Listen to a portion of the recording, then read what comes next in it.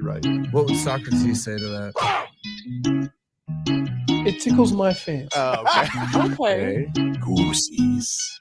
I don't have hair. Oof. You got Marcos. That's not. Wait. Yeah. That's true. You do got me. Get over here, Marcus. Let me look at you. They don't want it. Tobin and Leroy, ready to deploy. Had to hit it with a little journalism, but that was a decoy. Better about me, boy. Okay. Leroy and Tobin, hold to the show, man. Still on the sauce with the show, and till then his head won't open. Sometimes go taste like a snowman. No proof I'm alive by the motor. No proof. Like I always wanted him, I never hated him, I never traded him. And if I did, I never ever traded him. You never know what is a star? Like another city, the driver's side floor. Wish I could large, so many more. 10 in the more, never a bar. 8, 10 in the more, 2 to the P. Nothing to you, but it's something to me. Handsome as ever and cute as can be. You can watch us on YouTube with view for free. Hey, this one time for the tweet. This one time for the text. This one time for the phone line. Whole time wonder what they gonna do next. You know, I just wish you guys would stop the quibbling. Leroy.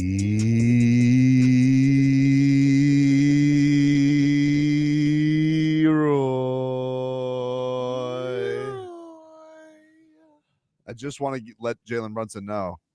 Who? You can come out now. Haywood Highsmith has decided he's going to take the day off today.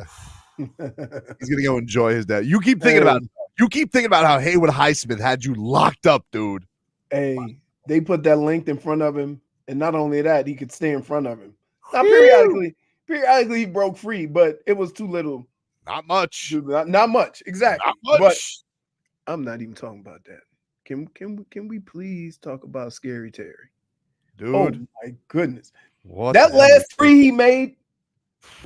Oh my god. What is that? What is wait? What is this shot thinking? By the way, he kind of looked like James Harden with the little tippy tip. No. With the back step and the tippy tip. He wouldn't even like you saying that. He's a D-Wade disciple. He loves D-Wade. That's his favorite. I'm just saying. Listen, it's not taken away from How does he shoot the ball looking like a trout jumping into a waterfall? I don't know. He's like, whee! Makes it. It was amazing. Dude, let me tell you, I walk in that building last night. It's infested with Mecca bros. Oh, did we need to call Vermin? We have to call. Yeah, we need to call like Truly Nolan and Hewlett. All yeah. Did you bring your baseball bat in case Austin came up? And yeah, they might need to tent the Kaseya Center after yesterday with all that those pit stained Spreewell jerseys that were there last night. I gotta tell you, dude, I saw last night. It really annoyed me. It was like the Knicks fans that were there. They're like babies, you know, like the babies that like. You probably are experienced with baby Tadpole. He's lashing out sometimes, Marco. You just got to let him tucker himself out. Yep. That's what the Knicks fan is. I saw a guy yesterday, very hairy arms. Very hairy. Yep. Very hairy arms. All he's wearing is the Jalen Brunson jersey, no sleeves. And it's too small. It's very snug. It was very snug. And he nearly popped out of it because Jalen Brunson put the Knicks up 2-0. This dude is stomping his feet, throwing fists. I'm like, dude, you gotta say you're gonna be tired after this. And these Knicks fans had one chant for Jalen Brunson when it was like 10, what do they get? 10 points. And they had that one MVP chant, and then they petered out. They were tired. They went too fast, right? They went too hard. They went too hard. Too early. They tuckered themselves does out. Does that remind you of anybody? No. Not really. Hey, somebody we do the show with, I'm not going to mention the names, has the propensity to be over enthusiastic way too soon. This is when I raced the GPS. People were so mad at me yesterday because I was talking to Tom Thibodeau in the press conference, and they're like, "How are you going to ask a guy questions who you make fun of all the time?" And I'm like, "That's radio, Tobes. I'm a professional right now." I'm a journalist, dude. Wait, so there were people calling you out in the on Twitter. Yeah, I get obliterated with that stuff all the time. They're like, "Who is this guy?" I told you. All you need to know. See, I know both Tobins. I know MMA Tobin, pronouncing every single name right. And then I know Tobin who can't spell enjoy. I know both Tobins. And you got to know what environment you're in. Both are right? a delight, by the way. Because if I see Tobin, if I go to a basketball game and I make a point to go say hi to Tobin, he's, how do you do? I'm like, who? It's gotta be, you gotta be a pro's pro, man. You gotta talk about the No, fight no, game. You can't be ridiculous. Here's where it gets skewed. Because right after the game, you tweet out walking through the tunnel, and you confuse me again. Well, I have to get away. I have to get away from press row. I can't look like a carnival barker if I'm near Ira, you know. Does he? I can't. I have to. If there's real journalists around, I need to. If I'm gonna do the Lee, I can't be with. I can't be near any of the beat guys. I have to. Right. I have to. But I was able to shoot that video, if you notice, with a very sad Knicks fan in the back. I know. That's the part. That's the part. You see the Knicks fan coming through there. I'm like, oh my goodness, what perfect timing. Not gonna lie though, I couldn't lose that game. I had tight cheeks in that fourth quarter. Ooh. Wow. When Hey, they tied it up. Dicey. Oh, Hey. man. Precious Achua with the ultimate revenge tip-in. Bastard. God, he Oh hates my Erik Spoelstra. goodness. Yeah, he does. He really hates Erik Spoelstra. Yeah. Notice that foul at the end though on Scary Terry. Rookie move there, Precious. Yeah, I mean, they even they took out Mr. Hartenstein. They're just like, hey, let's put him on Bam. Like, what the hell is this? Precious is like smaller than I remember. I feel like I saw like Jimmy next to him. Like Jimmy's bigger than him. Like what? Well, Jimmy is a big dude. I don't know why people don't realize that. Yeah. Well, it was Like the other scary person was. Have you ever seen who's the center from Orlando? He used to get. Are you talking old center No, or like current just day? most recent? Like not. He played against LeBron. He went to the Lakers. Oh, Dwight Howard? Dwight Howard standing next to LeBron. LeBron is bigger than Dwight Howard, and you can't. And it's shocking to see that, right? When that's your defensive player of the year and LeBron's bigger than him playing a point forward. So when you see these guys, when you see Jimmy's not a small dude. That's why he gets so shut. Now, can I ask you a question? Yeah. He took some wild ass shots at the end of that game. Jimmy? Yo, my goodness. What, like, Jimmy, what? Like, what is he doing? What is he doing? I mean, holy smokes. Now, I Thank will God say for this. Haywood Highsmith hitting that three. Yeah, here's what I hate. There was a bunch of times late in that game, and I could see how this catches up to them. They passed up open shots and then passed it to a guy that was getting ready to get double teamed, and he had to chuck up a shot. Mm-hmm. And so I just look. Well, they're a good defensive team. I mean, mean, I would rather live or die with that guy having the first open shot with 10 seconds left than trying to find a better shot with 5 seconds left, and then the guy has to chuck up a shot. And that happened a couple of times, at the end of the game. But then, Scary Terry took over. Stunt Steve says that sad Knicks fan in Tobin's video looked like Nick Zaslow. That is for me. Rest of our headlines brought to you by the new Palmetto Ford Truck Super Center. Why buy your truck at a car store? Palmetto Ford. We know trucks. The other teams did not fare so well last night. The Marlins remain winless. Oh my goodness! You can they're go. Gaining, they're gaining on it though. They only gave up 3 runs. Yep. They just didn't score till the 9th. Yeah. So they're finding all kinds of ways to lose. They're going. They're having a charcuterie board of losing. Never gonna get that Whopper, dude. No, never. Never. Like, We have Burger King like curse. we got so excited for the Whopper, and we're now in the second week of the season, and we're still hungry. And you know what? We should have started the season at the beginning of Lent, because then we could say I'm giving up Whoppers for Lent. Right, exactly. Yeah. We could have paid. By the way, how excited are you to eat meat on Friday? It wasn't Friday. It was Sunday. Why not? I just pretty excited. Pretty excited. I put I had a rib roast with some lobster tails. Anything you guys are doing with ribs and lobster, you guys always do it right. Yeah.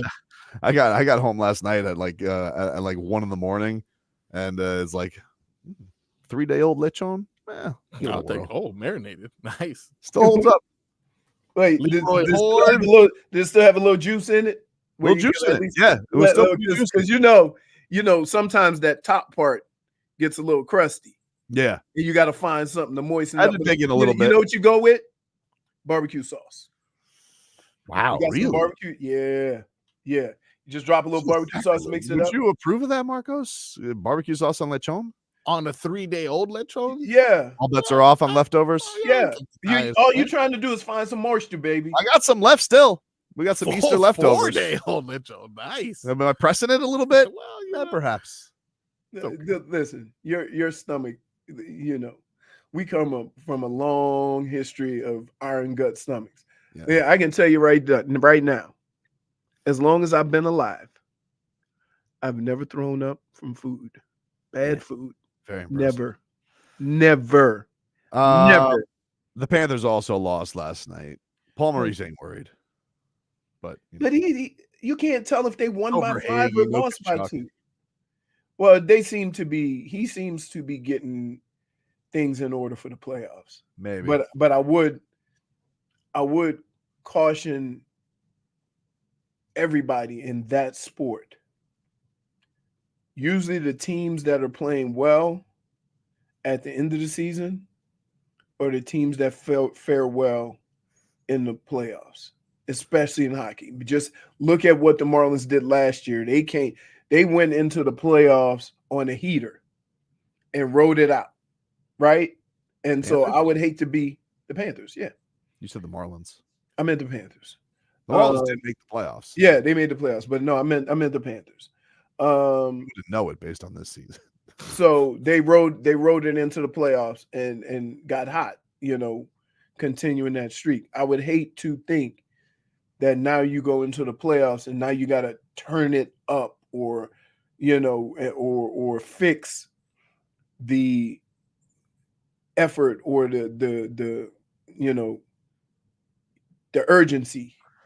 I just think, they need, if they could get like a little 3-game streak at the end of the year, feel good about themselves, you'll be all right. I mean, Right, that's what I'm saying. But I don't want them going in there losing 7 out of 10. I'm with you.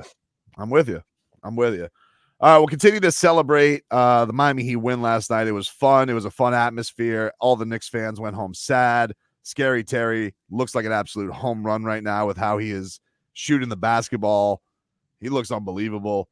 And plenty more to get to here on the show. Tony Fiorentino is going to stop by the show today. We will talk to the coach. And it's possible, Leroy, I've gotten word from our boys over at Live. I'm pursuing the gooch. Are you? Are you? Pursuing the gooch. Well, I gave him like 4 names, but they're all good names. Nice. All right, what are your 4 names? I'll tell you if they're good names. I think I went with what you. I went Kepka, Good. Rom, Ooh. the Gooch Man, and I went Crybaby Watson. Pretty Although I good. won't call him that on the air. Bubba. Just because he was at the Marlins game the other day. Okay, I got you. He threw out the first pitch. Yeah. All right. I go with Wahoo's. That's Bubba Watson. because some you have to realize some of these golfers are very like they're already on edge because they always feel like they're fighting against the decision that they made, and so they're very just they'll snap back at some of the craziest of things, right? That's why I like Brooks Koepka. He made his decision. He went on it. He ain't respond to nobody. He said, "This decision I make," and we move forward. Yeah, it's also like we're a year past that. I mean, And he's one of the few guys that plays in all the majors because he didn't make a big deal about it. Nope. So he's going to be playing. I think he's going to be playing in the Masters next week. I think Bubba plays. Phil hasn't played. But Phil seems like he's got more issues than just, well, listen, when he made the move, though, he went scorched earth on the PGA Tour. Yep. So, like, you imagine having to go back into that locker room after going scorched earth. It's not a good, it might rub people the wrong way. Anybody who wants to make fun of the Knicks, 305-567-0560. Back after this. Oh, wait, what about RBA Rich? 2 a.m.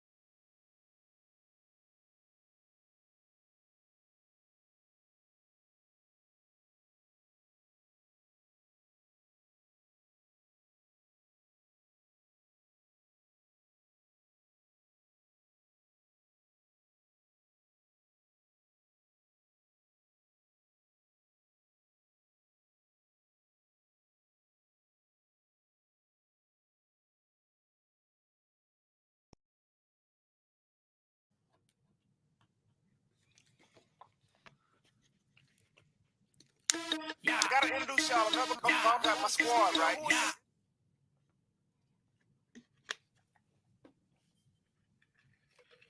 But for right now, what we gotta do for y'all, what we gonna do? Damn near every day. Ask a million questions like.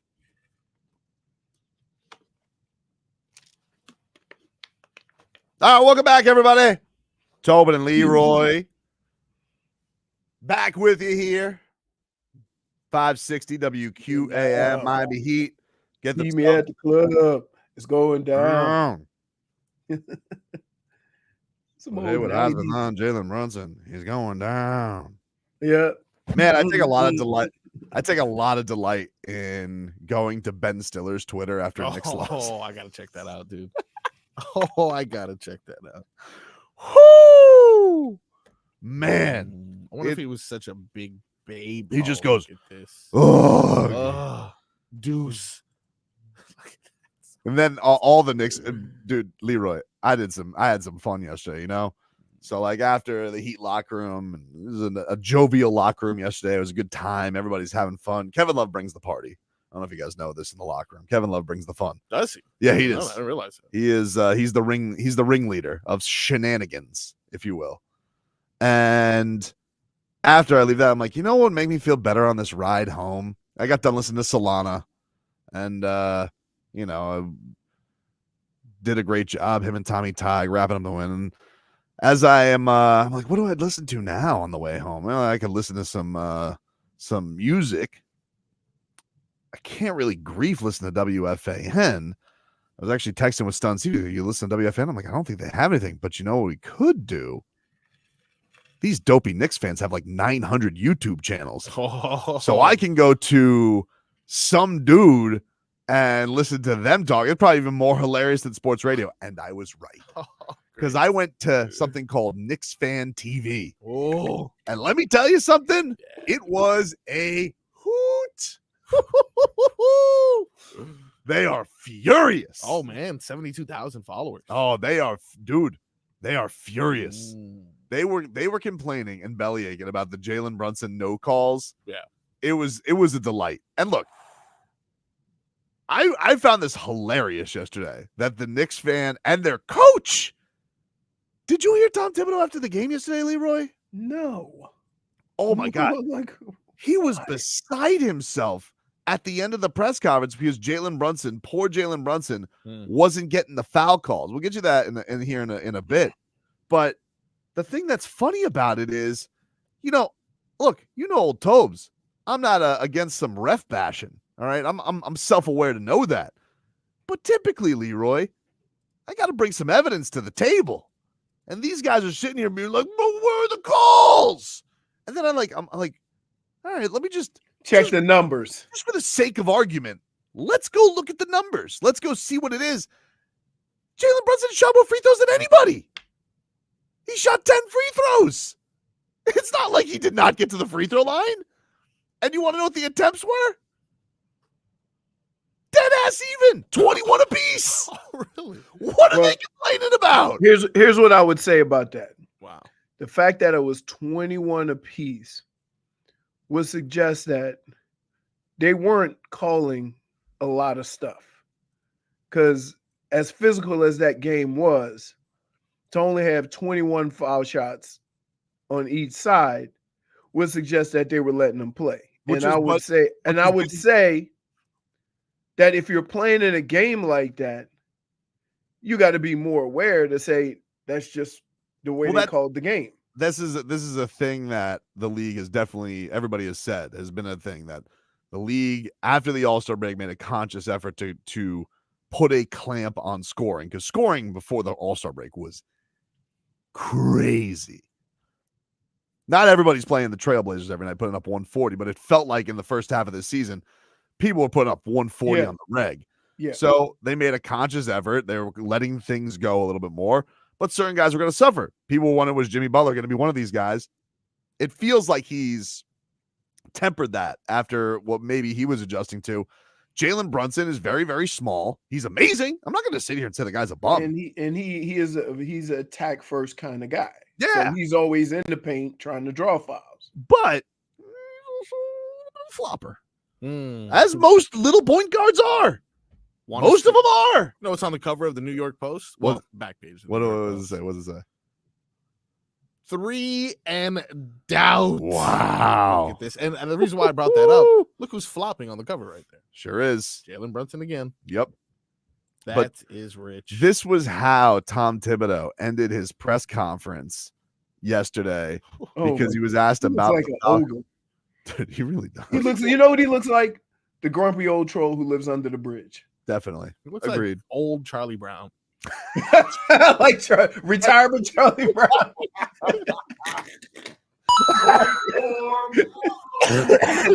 And they keep moving the football on him. What is he doing with that patch on his head? He's not letting go, dude. He's not He's like not that. letting. But you know the thing, I don't know if he could pull off shaved head either, because he's got a little bit of the patchy. He doesn't have a full beard. It's a little patchy. Yeah. Because normally I feel like the move now is if you're gonna shave, you got to have yourself a lumberjack beard. Hey, but here's the problem. That dream has all but left the top of his head. Dude, that is the Homer Simpson. Right? Like I can count the hairs. You've got a built-in yarmulke. It's crazy. But Like anyway, you could take that little piece of hair off and put it in his pocket. this was Tom Thibodeau after the game. He's getting fouled. He's getting fouled. He's getting fouled. He's getting fouled. He's getting fouled. He's getting fouled.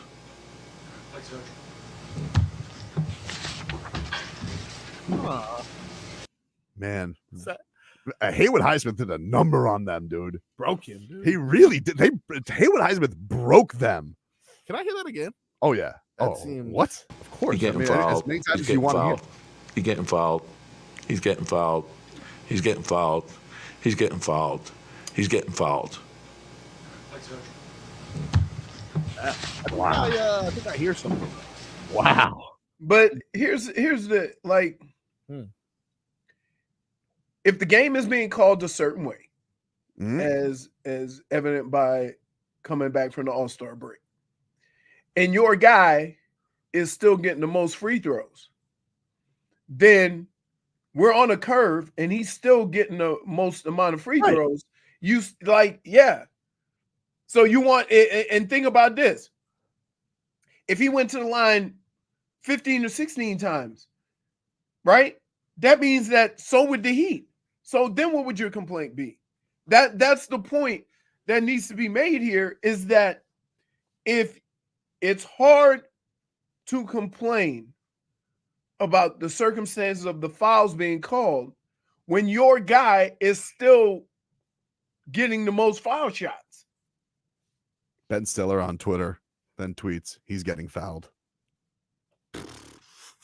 All I can remember is Ben Stiller playing basketball with that hairy dude. Hello, Kim Polly. Yeah. and the guy just they showed the slow-mo of his face just rubbing on the guy's hairy body. That was like Jalen Brunson last night when Bam or Haywood Highsmith was by him. Rain dance. He's getting fouled. Those Gibson. Wow. Getting So- fouled. He's getting fouled. He's getting fouled. He's getting fouled. He's getting fouled. Come on, Snoopy, let's go. Is there anything better than after a coach is really angry than the PR guy who has to go, thanks, coach? Well, yeah, he has to end it. Yeah, he's got, all right, enough. He's like Spo. When Spo No. Listen, Tibbs, you got to take Hey, you got to take a lesson from Spo. Can I ask you one personal question? And I Please would do. appreciate it if you wouldn't do it anymore. Hmm? Can you stop sending us texts of your voiceovers? What do you mean? What did I send you guys? It's like Spo just whispered in Nico's ear. Oh, like, come on, can you stop? Tobin is doing Mad Libs. Yeah, he's doing voiceovers. I don't need voiceovers during the game. I was Nico had himself a first quarter. You guys would agree. He had himself a first quarter, and then when he D'd up Precious Achua, listen, there's very clearly I don't want to say hate, but there's a little bit of a professional riff with Spo and Precious with the way things worked out. I've never seen Precious Achua play as good as he does than against anybody besides the This Heat. is the Heat, right? Every time he plays the Heat, it's like either he locks somebody up or he has 40 rebounds or In whatever. Toronto, when he was in Toronto, he had like a 20 rebound game. It was didn't crazy. It's crazy. It was crazy. And but Nico D'd up Precious Achua and forced a turnover. I tell you what, this Nico, no slouch on defense now. Very proud of him. Very proud of him. Late though, I did see Spo want to kill Duncan.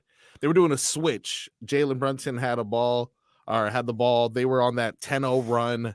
Duncan Robinson hedges on the switch and ends up fouling. And I saw Spo turn to the side behind the ref and want to kill Duncan, dude. Yeah. Well, that's that. I think that's just half the relationship. Like I love Duncan, but I want to kill Duncan. The thing is though, is that you have to understand where Dunks was. He was a defensive liability. And now you're complaining about the defense that he's playing. That's a step forward. I was furious when they kept going to him like 3 straight possessions and 2 of them were turnovers. And I was like, why is Terry Rozier not getting the basketball? We are sinking here. Yeah. Why is Terry Rozier not getting the basketball? And I think everybody on the team now is like, Terry, you go. We'll get you go. The shot making was incredible. Incredible in that game. Now, question, because I had this thought. Wasn't my proudest moment, but we tend to do this when guys are out. And I'm thinking, Tyler don't do that.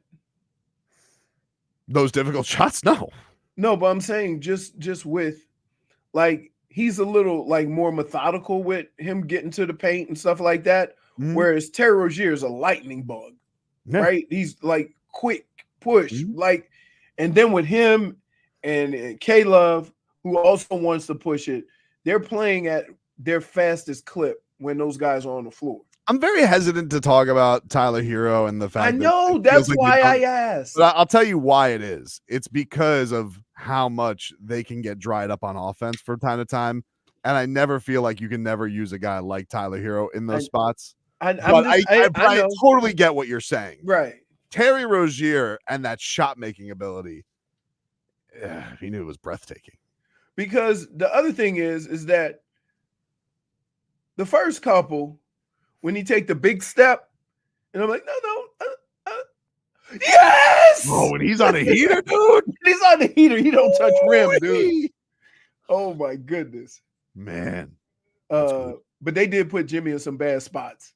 Throwing him the ball down low with the double team coming with 2 seconds left. So, but just to get back to your point, because Dade South is calling me basketball TMZ, which I don't appreciate. Wow. You don't agree that when Nico D's up Precious Achua in the first quarter, that as he takes him off the floor, he whispers in his ear? No. First of all, he wasn't guarding Jordan, right?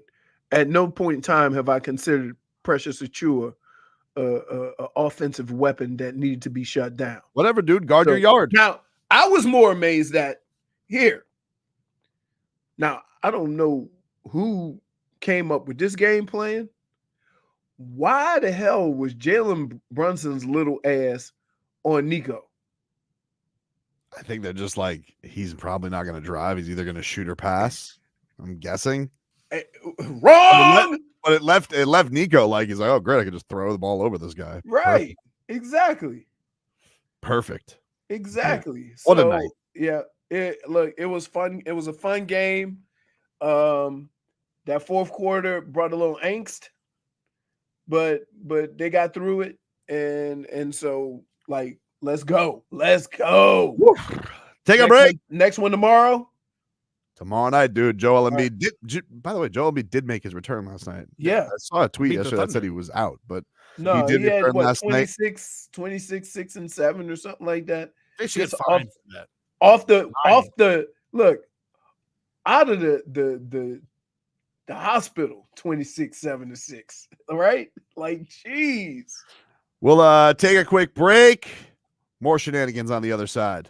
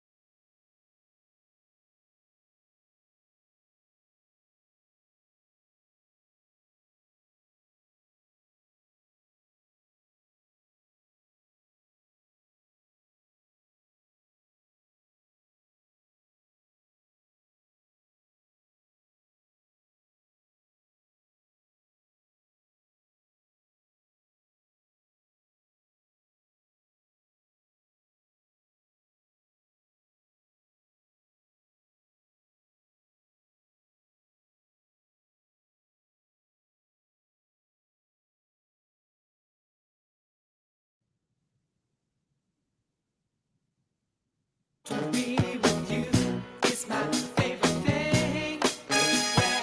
right, welcome back.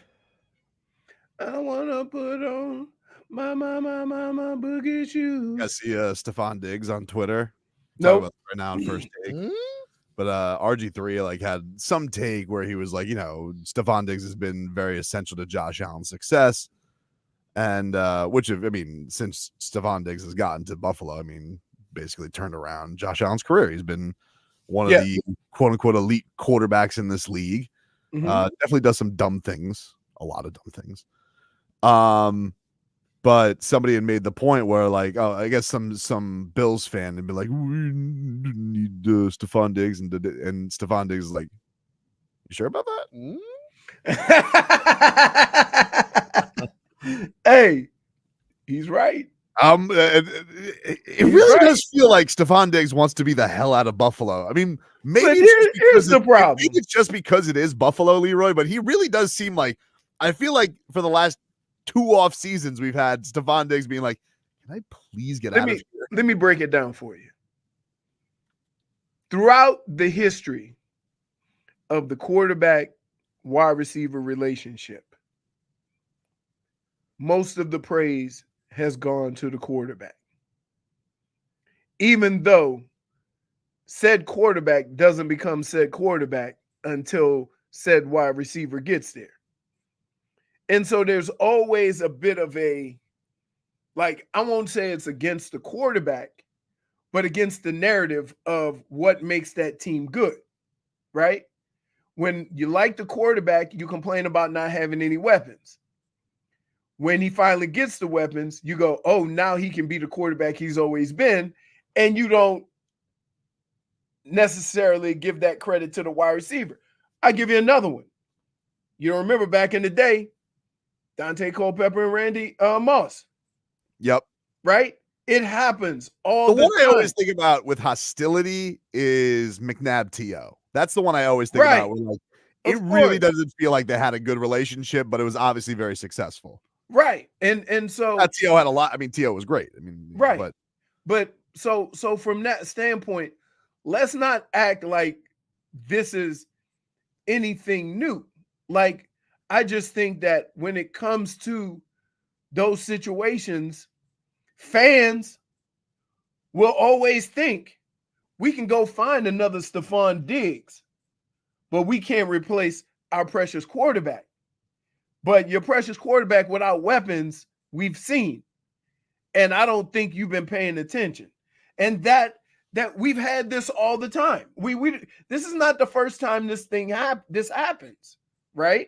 And so to hear this, it's just funny because we act like this is like something new. It's not new, but it is like they seem to have a very, I don't think it's a bad relationship. They've definitely seemed like they've had conflict, but it's very public every time. It feels like Stefon Diggs is disgruntled in Buffalo. It's always like, you guys are not giving me enough credit for what we do here. Right. Because guess what? The second he got there, they became relevant. The quarterback became relevant. Yes. That's a fact.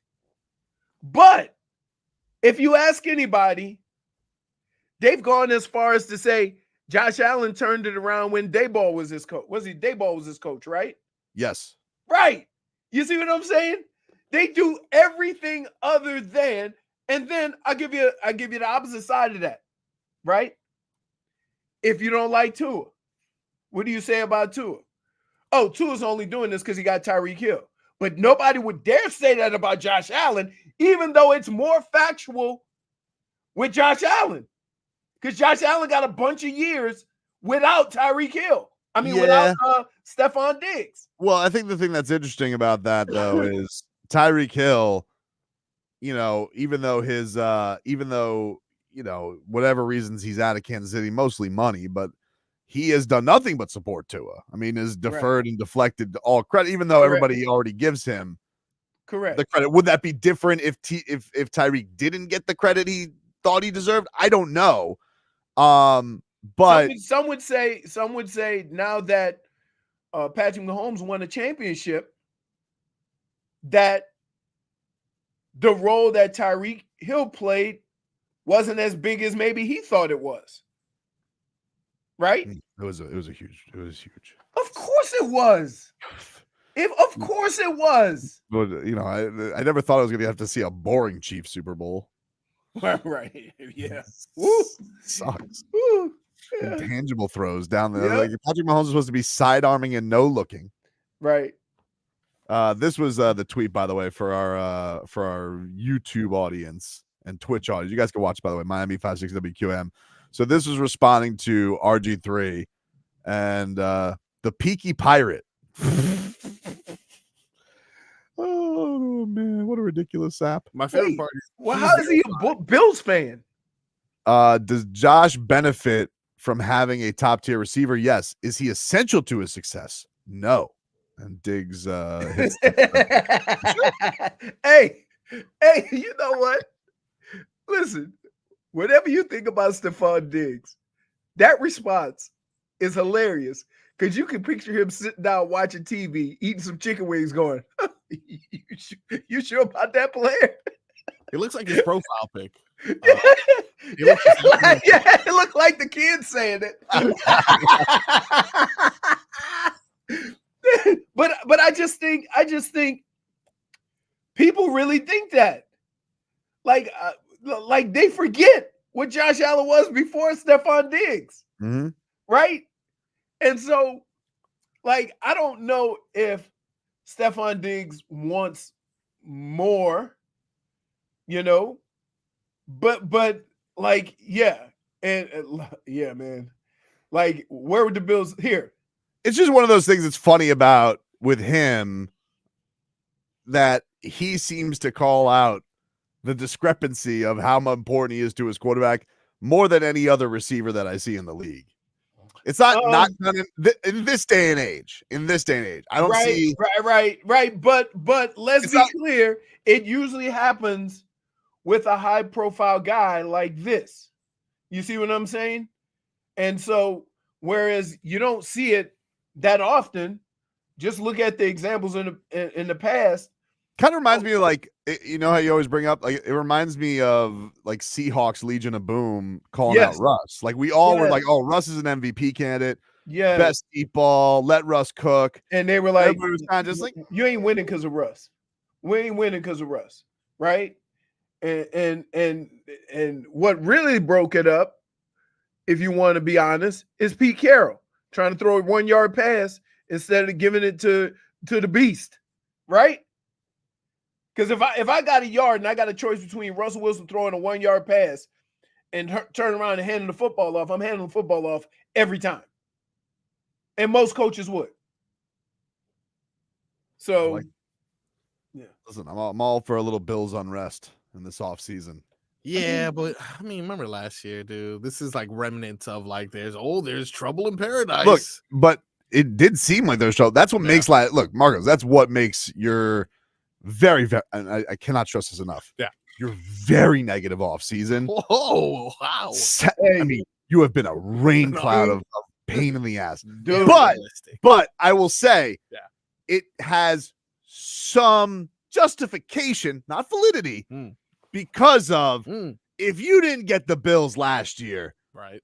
When the hell are you going to get them? It was all set up for the Dolphins. You're gonna have another chance because this ain't going away. Nope. This ain't going away. And here's what's going to happen. You ready? Here's what's going to happen. The Bills are going to draft a couple of wide receivers.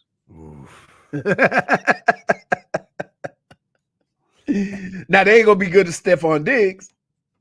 And they need a whole lot of other help because they left half of their defense go. So, here. The way the defense was last year in Buffalo and some of the guys that you let go, right? It puts more pressure on that offense to score. Now we'll see how this thing works out when your defense is not as good. Because that's how these things usually start going south. It's not that your star ends up playing bad. It's just that more is going to be required of him in that offensive unit because your defense won't be as good. And we might have some of that down here in Miami, waiting for these guys to come back from injury.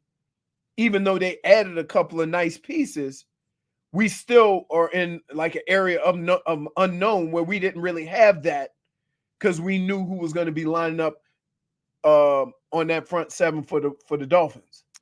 Speaking of the Dolphins and wide receivers, a little bit of a buzz yesterday about a possible receiver, not Odell Beckham, that the Dolphins might be looking at. We'll tell you about that coming up next.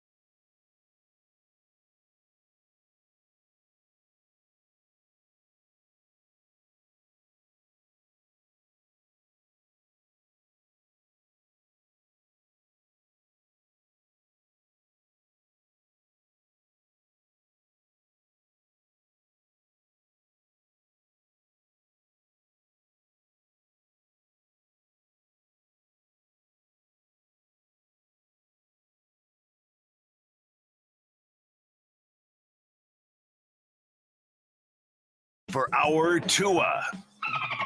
It's our Tua. It's our Tua. It's our Tua. Tua, Tua, Tua. Tonga Valoa. Not Tua Tagovailoa. A for effort. Dolphins quarterback. Tua.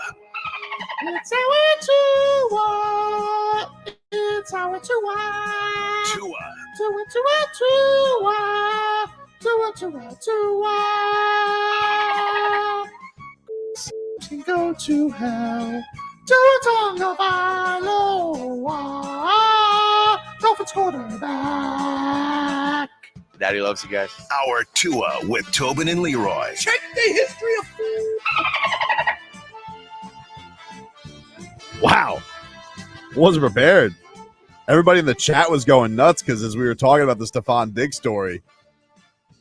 Breaking news. Whoa! Get to our headlines brought to you by the new Palmetto Ford Truck Supercenter. Why buy your truck at a car store? Palmetto. We know trucks.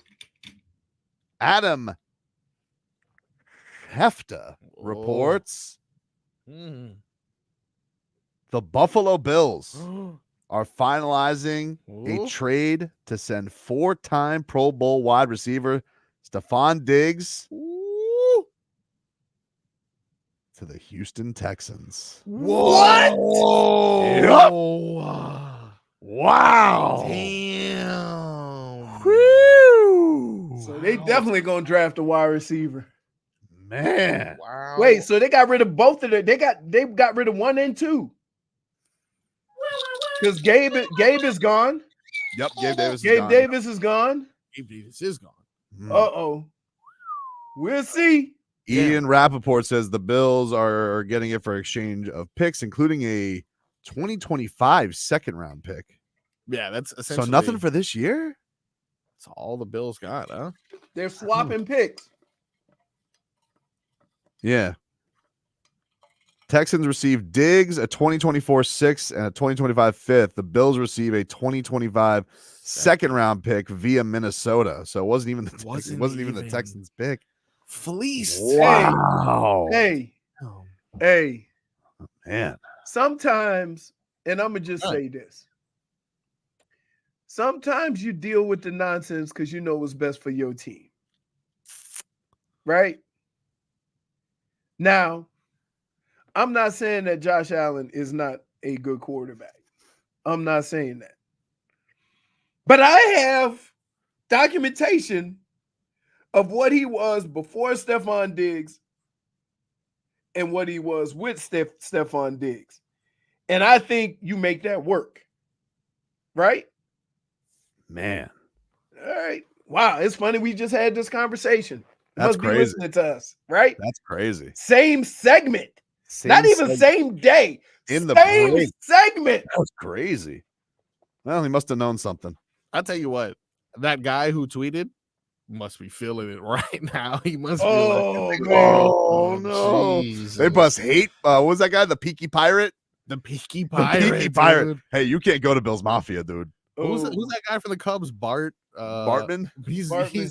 he's the new Bartman, dude. Bills Wow. Bartman. Hey, Bills. I'm telling you what. Well, And here's what you want me to tell you what the story's going to be? Can I say this?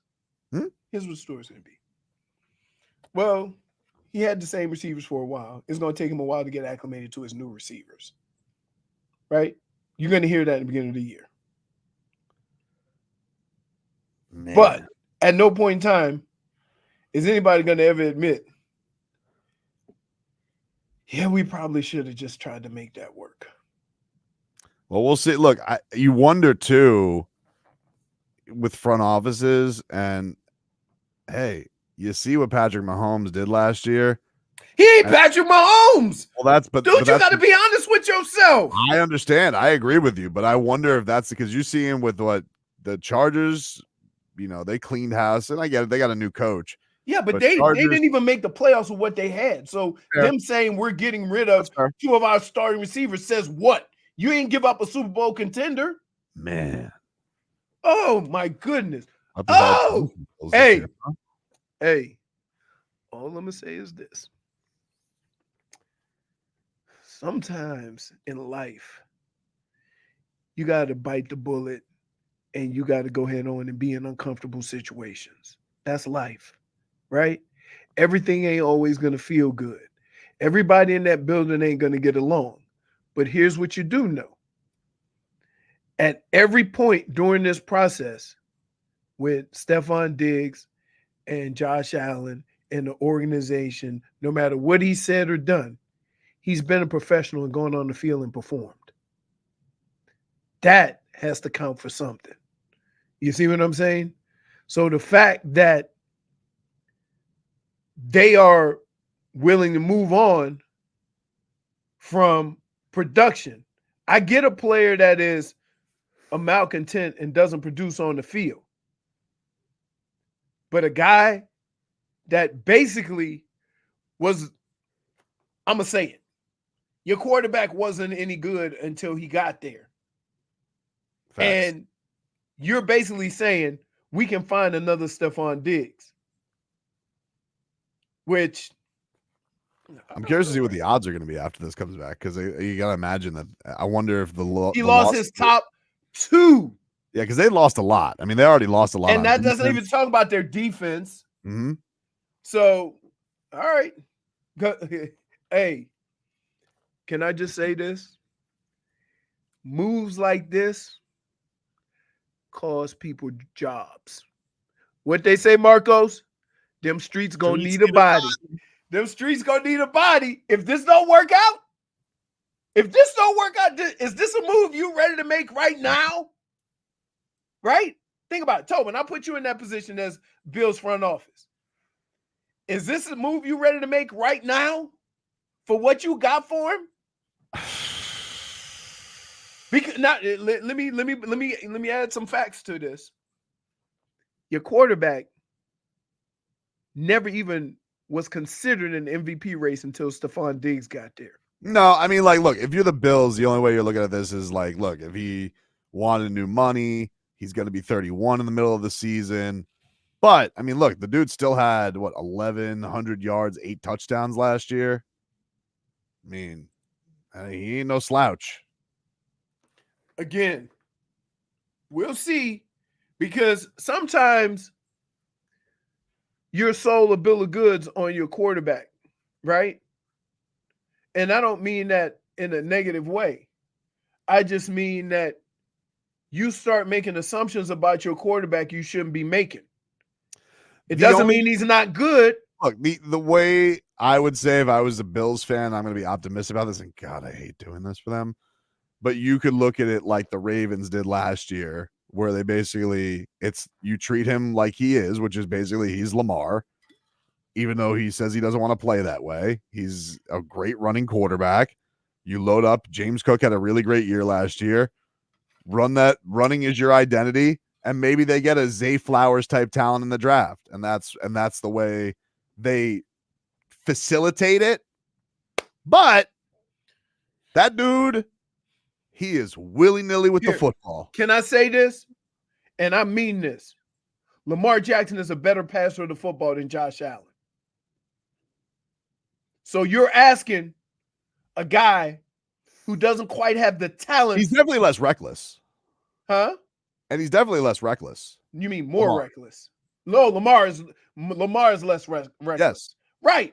So you can take those chances with a quarterback you know is going to make good football plays. But right? Maybe the thought is with Joe Brady, maybe their thought is, all right, we're going to play boring and we're going to try and run it down everybody's throat. And we have his ability to be a great runner. And then if we have some open looks, maybe that's how they go about it. Tobes, you're forgetting one aspect of this big picture here. Yes. That in order to play that way, you also need a Baltimore Ravens defense. Yes. That's going to keep you in every game, regardless of how putrid you are on the offensive side of the ball. Okay? Now, your first act of the season was to let half your defense walk. Mhm. Now you're getting rid of some of your offensive weapons. If you can't stop anybody and you're trying to play ugly offensively, how the hell is that going to look? Man, what a day, huh? Hey, baby, look. Really didn't see that coming. Hey, wait. Didn't see it coming. We were sitting there talking about it like that was never weird. happened. Never That was happened. weird. That was weird. That was weird. Hey, that's never happened to us, right? Not Not that like is- that. That was pretty weird. That never happened. The Dolphins choose All to I exercise remember is their option. wait. Wouldn't it be They already something? did Old, that. would it be something if old Peaky Blinders would respond? We'll see. Oh, we gotta see. We gotta see if the Peaky Pirate said anything. Peaky yeah. Pirate. Immediately now. Because no, I'm saying if he would have responded like that, and then he got traded right after those comments. All right, let's see. Peaky Pirate. He responds simply, I guess we saw. I guess we saw. We ain't seen nothing because we ain't playing no damn football right now, Marcos. So we True. ain't seen nothing. Peaky Pirate is not tweeted. Oh, come on, you bum. Mm. Come on. By the You're way, the supposed Peaky to be- Pirate strangely looks like Dan Day. Oh. Come on. Well, Peaky Dan Day in the Pirate. second quarter. Wait. Peaky Pirate, he needs to respond, right? I would think so. Oh, yeah, for Yeah. sure. I mean, people are going to hold him responsible. If not, please let me be the one to begin this witch hunt for Peaky Pirate. You want to find the Peaky Pirate? I just like to cause trouble. But So, you think fans are like that with other like guys on the team? Because I bet you there's some people down here that believe that you could put any quarterback in and Tyreek Hill would do what he's done. Hmm? Right? Like whoa. That's the What Peaky is he? Pirate. Whoa, creepy. Dude. gonna tell you that- He looks like Highlander. Like he's like, Pirate does look like he is about swashbuckling. I'm surprised he has so many football takes. or he looks like a man witch. Be I great would at the call pirate. I would call him a warlock, but he's dressed like a witch. Does the Peaky Pirate talk like a Peaky Blinder and a pirate? Dude,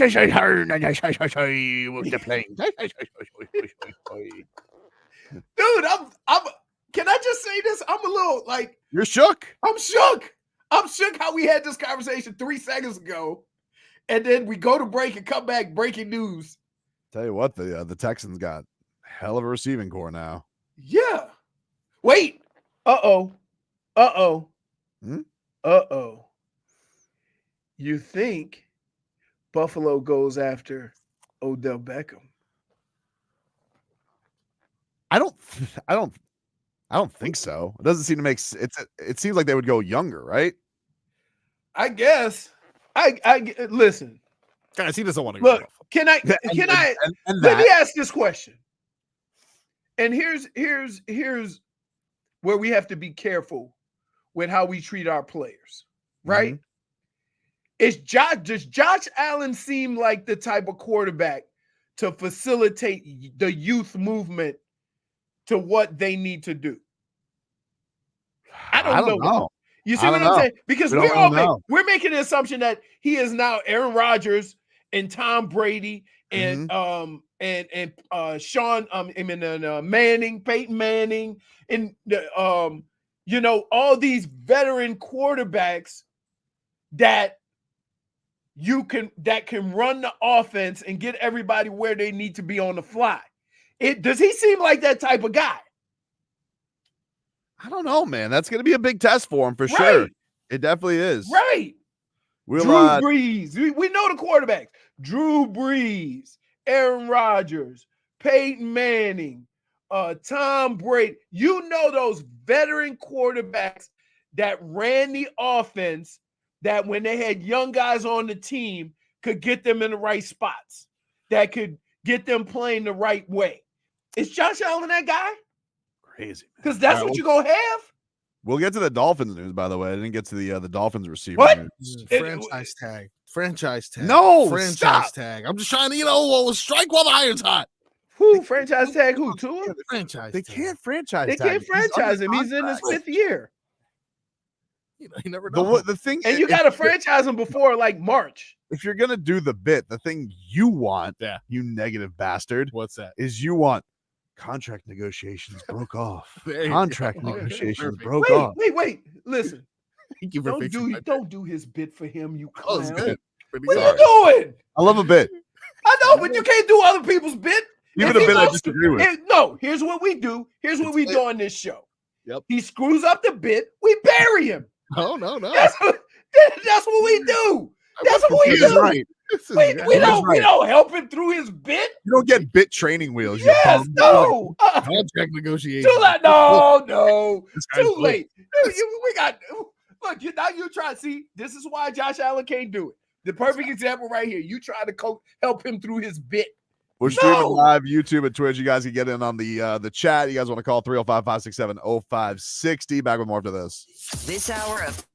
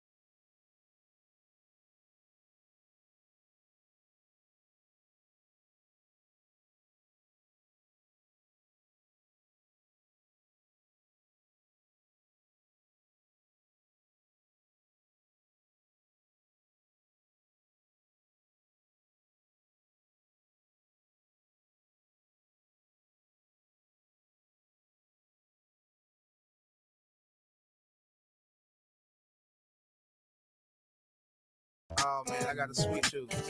This one you're gonna need a root canal. Welcome back, you rascals. Tobin and Leroy here with you.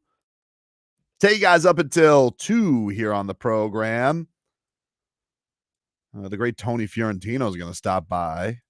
We'll talk a little Heat basketball with him. If you're just tuning in, big NFL news regarding the AFC East and the AFC in general.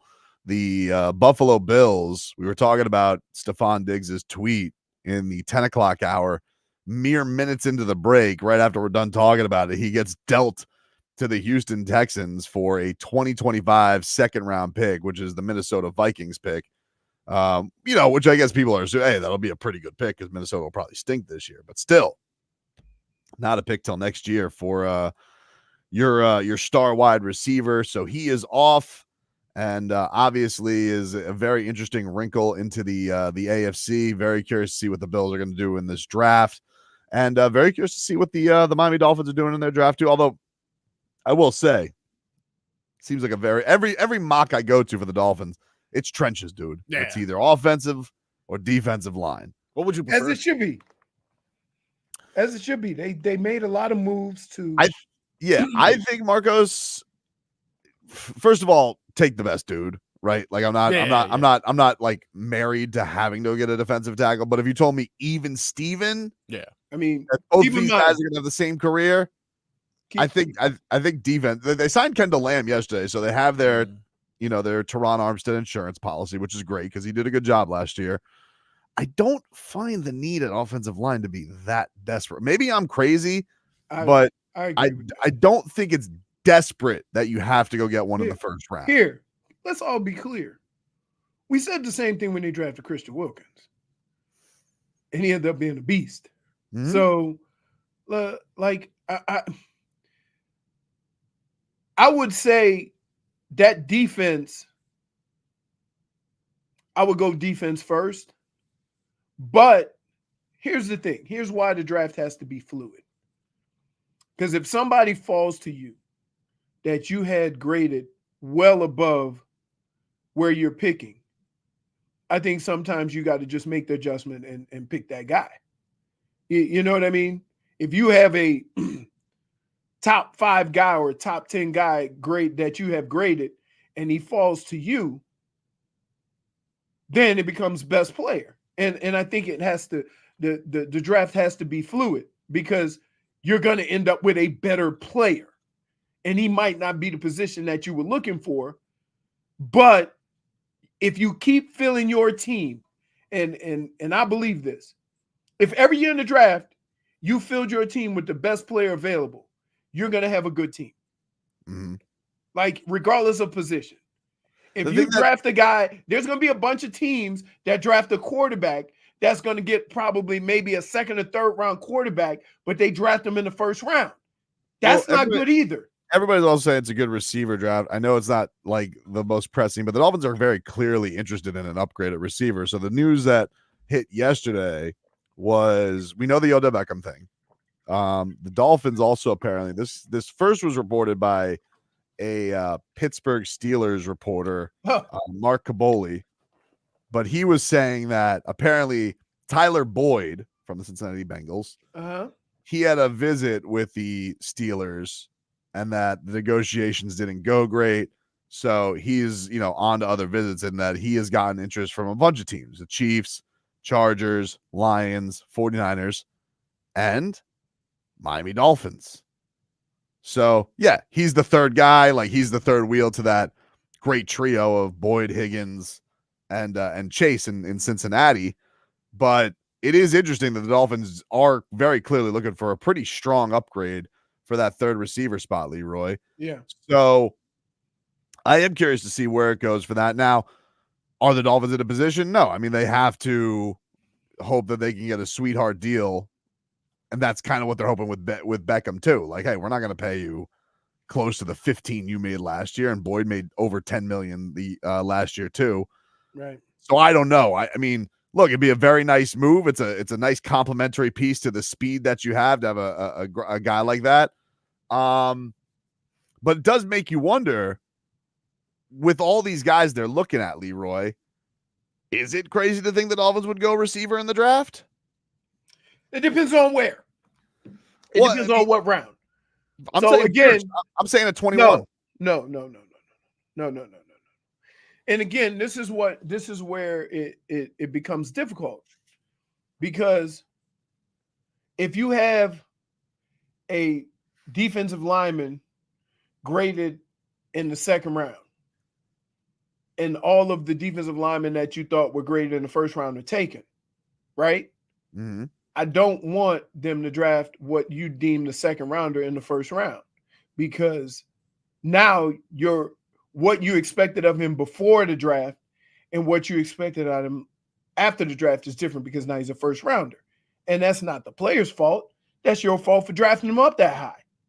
So if there's an offensive lineman that you deem worthy of that pick, then go ahead on and take him. Here's the thing, though. The one thing I'd say, I think fundamentally what you're saying is fine with the building of a team, and I get it. But it is Mike McDaniel's first round pick. Why aren't you gonna you're not gonna let the mad genius peruse the toy the toy aisle? No, because here's what would suck. Here's what would suck. That having another offensive weapon does what to this team? Right? More options. No. Swiss Army knife, dude. There's only one football, dude. What the hell are you talking about? What are you talking about? Texans are going and they're adding more weapons. They got weapons up the wazoo, and they just added another one. They don't have weapons up the wazoo. They got one wide receiver that they drafted that hit big. No, they had. I mean, they had two receivers last year with was it Tank Dell? What did he have, 7 touchdowns? Yeah, but he's a rookie, right? Tank Dell was a rookie. And then Nico Collins was awesome last year. Nico Collins was awesome. Now they're adding Steffon Diggs. Okay. And they also got the intangibles wonder at tight end. I mean, they got weapons up the wazoo. Just saying, like, who's around the if they're gonna be looking at these old receivers, an old dog. Let me ask why not just go to the pound and get yourself a puppy that can bite? You know, little teeth on it. Just keep adding offense. You're right. You're right. Dade sounds right. They also have Brevin Jordan from the U. Oh, they do. Weapons up the wazoo. What do you think's further? They're in a different place though, because guess what? Yeah, they got a rookie quarterback. And their defense is awesome. No, they're in a different place because they got a quarterback on the cheap skis. That's what you do.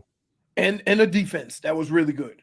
But instead of having to haggle with these old over the hill, long in the tooth wide receivers, you let Mike McDaniel, if this is his organization, and this man likes to operate.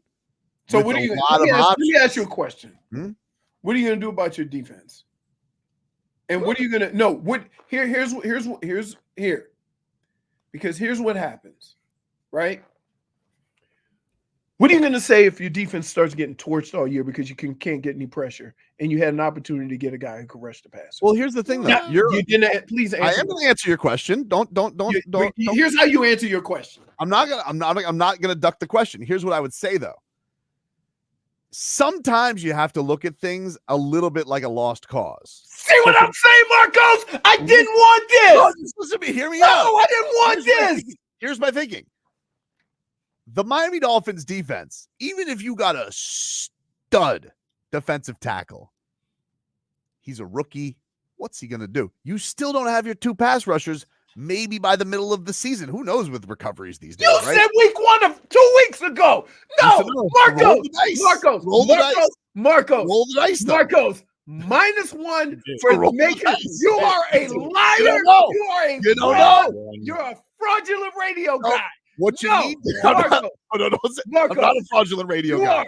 Marcos, did we not get in an argument a couple of weeks ago about them being ready for week 1 because they were ahead of schedule? Did we not? And now, 2 weeks later, to make your new point, you say they might not be ready to. I have very broad views. Like sometimes, because another -1. You have to have -1. You have to have a contingency plan. So I'm looking at it like this. Fraudulent. Hear me out. Fraudulent radioing right here. let's just say the recovery to something. What if there's the dreaded setback, right? And now, so you're basically going into this year on defense with one arm tied behind your back because your pass rushers, they're hobbled. Mark, So you have to find humor in this. You That gotta this man scoop up just the took the offense. totally opposite take to make his new take. To have his new take. You got to soup up the offense. What do you think? Wait, can I ask you a question? Hmm? Did you think I had forgotten about that? No. I understand why you bring that up. I understand. I'm not going to deny that I said, well, what if they're ahead of schedule? You can't deny science. But also, what about setbacks? And so, let's just say there is a setback. What you do if you have a defense that's already got its one hand tied behind your back, right? Or in this case, Achilles. Why not just really soup up the offense with even more weapons? Because those teams don't win.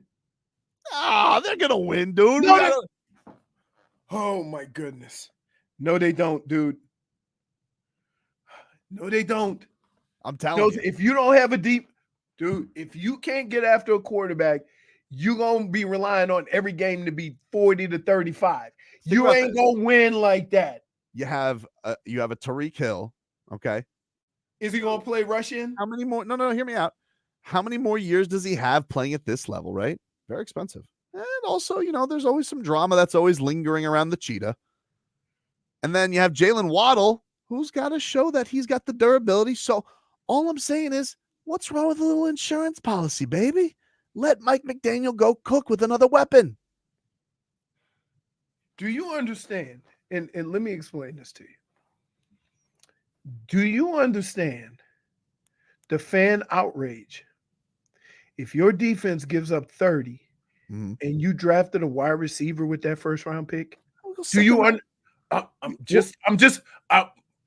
telling you, I am telling you now, right? That they're gonna want everybody fired. No. Yeah, what? If you don't draft the defensive guy, your defensive guy give up 40 and you got a third wide receiver? We'll go beef shopping later. We got a second round pick, baby. You can't. Listen, do you understand what? Oh, my goodness. Here, you knucklehead. This is a very deep draft for receivers.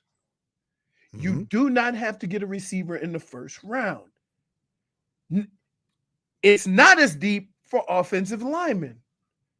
So, if you had to choose which one you would take first, it depends on if one of those offensive linemen fall to you that you deem worthy of a first rounder. And then you can get a wide receiver that can do all the things you're talking about in the second, third, or fourth round. I'm telling, you have to be kidding me right now. I'm not kidding you. I see like a child, right? I see a child in McDonald's and he's yelling. Actually, you know what? Let's make it Target. No, he's yelling at I got you, Marcos. Here's what it's like. Yeah. I used to go to Publix with my daughter, right? During Thanksgiving. And she used to see the little gummy bears, but they were for the fruitcake. And she wanted the pretty gummy bears. And I'm arguing with her, telling her, those aren't the gummy bears you eat. They're nasty. Let's go to the candy aisle and get some gummy bears over here. And we would argue in the front of Publix. I want those gummy bears. So, did you get gummy bears though? No. I said, I ought to get these gummy bears and make you eat them all. Dude, just free your mind a little bit, all right? My mind is free. I'm free. I'm free. What are you talking about? You're the one that's being a nincompoop right now. I'm not being a nincompoop. I'm just saying, what if Jalen Phillips and what if Bradley Chubb aren't ready? Do you understand how the draft works? Okay. Yeah, I understand. This draft will be deep at wide receiver. That means you can get a quality receiver in the second and third round. You don't have to invest a first round pick on a wide receiver. I mean, like, what if? But in contrast, it might not be that deep for offensive linemen or defensive linemen.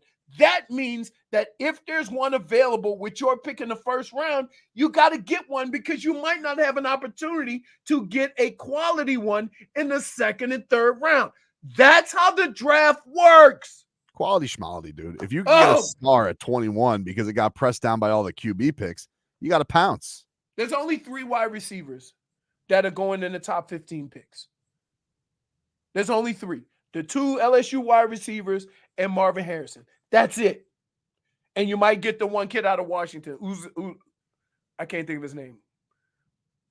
Starts with an African name or something like that. I can't. No, it is. Watch. Pull it up, Margos. You can pull it up during the break. We got to take a break. But first, Leroy, we're going out on Friday. It should be a really great time over at the Live Golf Tournament, seeing the ads all over the place. All over the place. What's They're coming up building here, a little Leroy? city. Listen, it's a unique situation. The golfers wear shorts. They're not as uptight. There's team event and a individual event going on at the same time. There's music. It's like 16 at in what is it, in Arizona. The whole tournament is like that. Golf's boldest league is coming back to Miami from this Friday, April 5th through Sunday, April 7th. And now's your chance to be there. Catch Live Golf at Doral Blue Monster and see John Rahm, Brooks Koepka, and Dustin Johnson take on one of the world's most fearsome golf courses with live DJs and Akon. I said. Tickets are selling fast, so grab yours now at livegolf.com. That's livegolf.com.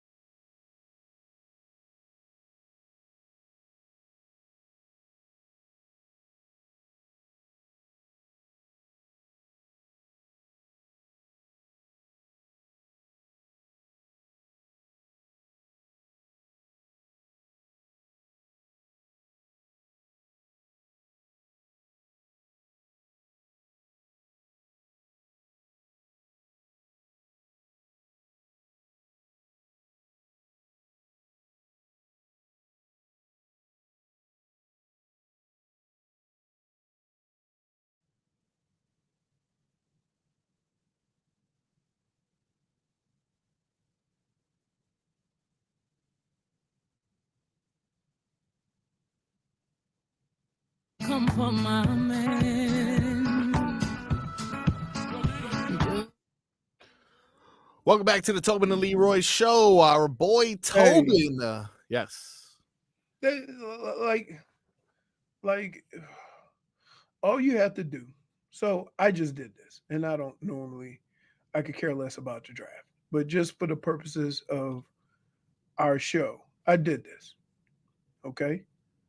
So I went and pulled up the top Pro Football Focus, the top draft prospects for D-line, for offensive line, and for wide receiver. Okay. Now, of the top, I want to say 30 picks or 30 rankings, right? So there's probably 32 drafts, right? 32 picks. I'm gonna show you at offensive line, very deep offensive line. So is Joe Alt, he's ranked 5th. Talise Fauga, Oregon State, he's ranked 12th. Troy Fontenot, he's ranked 13th. Fashanu from Penn State, ranked 18th.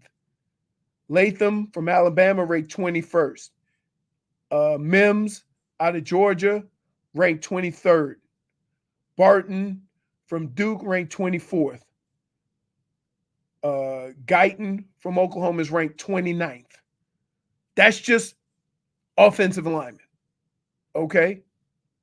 That's all guys projected to be in the first round. That's like 8 first-round talents. Right. Exactly. Now let's go to wide receiver. Right? And I'm going to give you their rankings. Marvin Harrison is ranked 2nd. Neighbors out of LSU is ranked 4th.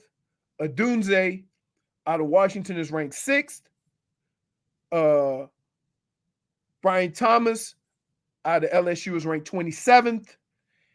And Mitchell out of Texas is ranked 30th. Okay. What's that? Like 5 options, 6 options? Right. But that's my point. But Yeah. when you have an opportunity, you see what's available, and then you go from there. Let's go like interior defensive lineman, which we all need. Number 1 is Byron Murphy out of Texas. He's ranked 9th. Newton out of Illinois, ranked 11th. And then you go Braden Fisk out of Florida State is ranked 39th. Yeah. So say if somebody like Newton falls down to 15 or 20 and you have a chance to get him, why not? You see what I mean? That's a top 10 or top 15 ranked player that you can move up and get. That's kind of how you do this thing. My problem is with Tobin's idea of drafting another weapon is we have holes and we only have really 2 solidified picks. We have a first rounder and a second rounder. I'd be comfortable getting a receiver in like the 4th round. Right. You know? But that's my point. But okay, I get that. But so I wouldn't reach though. Right. That's what I'm saying. So if you're gonna get based on what we saw, because the other guy is River Craycraft Part 2 out of Georgia, McConkey. Yeah. His dad played, right? I think it's his dad, right? And he's ranked 39th. So you have the 21st pick. If you pick him a 39th graded player, you pick in 21st, that's reaching. Yeah, for sure. Right. So you got to play this game. It's constantly evolving, but you can't go into it. But I'm gonna say this: with all them offensive linemen available, with some of these teams that's gonna reach at quarterback, right? You're gonna have a chance to get a solid offensive lineman because a lot of those guys in their rankings are gonna move down because certain guys are gonna move up. Because JJ McCarthy was not gonna be a top 6. He's not rated as a top 6 player, but he may get drafted in the top 6. That moves all those guys down. So you may be able to get, based on these rankings, a quality offensive lineman that you would have never had an opportunity to get if all these damn teams wasn't reaching for quarterbacks. That's how you got to do it. Plenty of value for the trenches. Right, exactly. Exactly. Now, that being said, it still doesn't always work out. Yep. But you still have to play that game. That's how the draft works. That's it. Guess what? I'll give you a perfect example. I was supposed to be a first-round pick, right? There were a whole bunch of running backs. It was like 15 running backs who were supposed to go in the first round, right? Yeah. Blair Thomas, who was the smallest of all of us, went second to the Jets out of Penn State, 180 pounds, right? No other running backs got taken until 15. So guys like Emmett was supposed to be top 10 picks, right? Yeah. He So ended up everyone going gets pushed 20 back. something. Everything got pushed down. I got pushed to the second round. Yeah. You see what I'm saying? So, like, the draft is constantly moving. All these guys who have, you know, these mock drafts are all based on one thing, that nobody in the top 10 is going to flinch and do something different than that. Because once that happens, everything else changes at below that. Oh, I didn't think I was going to get this guy. I thought he was going to be like, okay, what if Arizona don't take Marvin Harrison? What if they trade and move down because they can get a wide receiver at another position? Now, the next team that has a wide receiver, they got to take Marvin Harrison, or what, you know, what do you do? It all changes on the day of the draft. But here's what you do know. You have a plethora of offensive linemen that are going to be available at 21. That's why people are probably suggesting you can get an offensive lineman, right? There's going to be a ton, based on what happens in front of you, you might have access or availability to get a good defensive lineman.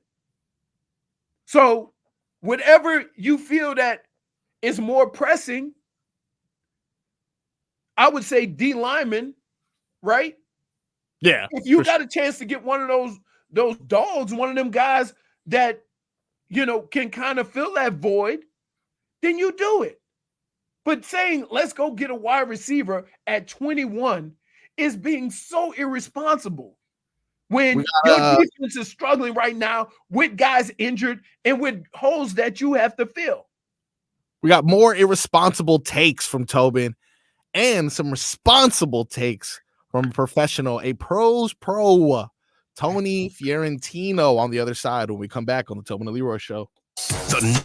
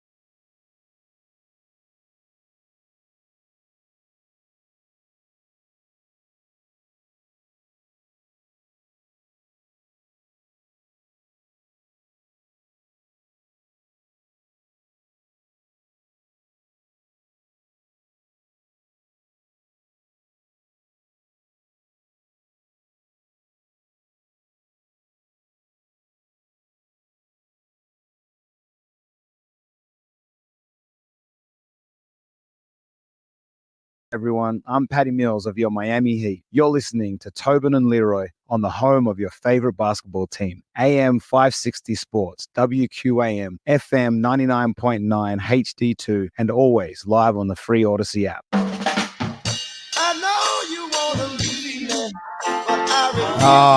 Thank you, Patty. Appreciate you. I love the way he says H. I love that accent, man. Leroy, what a treat we got here today in studio. The great Tony Fiorentino is joining the show here today. He has dropped by. Coach, it's a pleasure. Thanks for stopping by. Oh, yeah. I listen to you guys. In fact, Brooks Koepka is a season ticket holder with the Heat, sits courtside.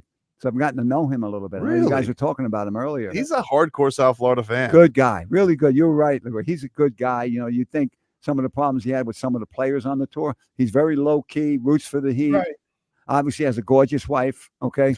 And so we got to give him credit for that. But he's really cool. And his mom's really cool. She comes to a lot of games. Do you love atmospheres like last night, Tony, when you have the New Yorkers in there? I know you're from New York. You see that transition down here. All the Knicks fans come in and then they get to go home sad. Well, I think I had the favorite line last night. I told you this after the game, and that I wanted the New York fans to really get loud and really drown out the Heat fans, because I wanted the Heat to feel like it was a road game, because they play better on the road, and it worked. So I want to thank all the Knicks fans for making it seem like a road game. They really helped us win last night. I like that. There you go. It definitely was an awesome atmosphere, and it was great to see Miami. I think this is obviously a really critical week for them. But, to finish it off like that, because, it really did get tight there. But to see Haywood come through with a big-time bucket. Terry was amazing last night. What was the thing that impressed you most with last night's win with them? Well, obviously, Rozier, with the way he's come on now. He's comfortable in doing what he's got to do. He don't want to step on anybody's toes. It's always Jimmy that gets the ball at the end of the game, and Rozier felt comfortable with doing it because they told him it was okay. But the biggest shot of the game was Highsmith. And when you think about a guy who is he's a sub off the bench. Earlier in the year when everybody was healthy, he wasn't playing much, and now he has to play because guys are hurt. He's a great defensive player, we know, but to even take the shot and make it after the Heat were faltering, they missed like 9 in a row. They had turnovers. The game is tied after being up 12, whatever it was at that point in the game, and he buries the J. It shows you how much confidence he has in himself. It shows you how much confidence Coach Spoelstra and his teammates have in him, that he developed to that point mentally and physically to make that shot. Tony, when they have these moments in the game, right? And it drives me crazy. And I wonder how somebody who actually knows about basketball sees this, where they'll have an open shot and pass it and then end up with the most difficult shot in the world.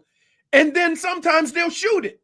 Like they want to have the perfect shot, and they give up what was going to be the best shot of that possession. And it started happening like in the middle of the fourth quarter. And I'm like, somebody please stop this. And then Terry Rozier just took the ball. But do you ever get that feeling during the course of a game that they're trying to be almost too perfect with the offense? Yeah, Jimmy Butler at times will get to the rim and it looks like he has a layup, and he'll throw it out to one of the corners for a three.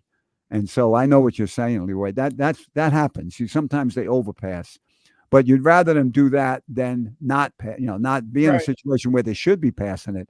So there are times when they pass up a good shot and then don't get a better one later in the sequence. But eventually they do figure it out. They do get the proper shot. Look at the shot that Rozier made, that big three he hit with the Heat up about 3 or 4 near the end, right in front of the Knicks bench, stepping back on 1 foot, and he makes the three. That solidified the win.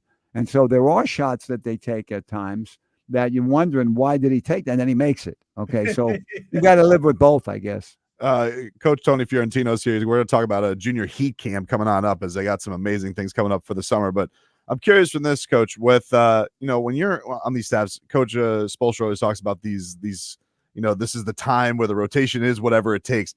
How tough are these times on a coaching staff when you do have a lot of good players, but it's coming to playoff time and you're probably not going to play 11 guys and you're trying to figure out those roles? Can that flip game to game, or do you get a sense as the playoffs get closer as a staff, like these are going to be the guys we go with going to the playoffs? That's probably more like it. When you get guys that are healthy, then you know what your rotation is. And there'll be certain guys that help you get there that may not see a lot of minutes. But that's part, we always talk about what is the Heat culture. Well, a big part of the Heat culture is guys accepting that there are times when they may start and then there are times when they may not play. I know Nico went through that.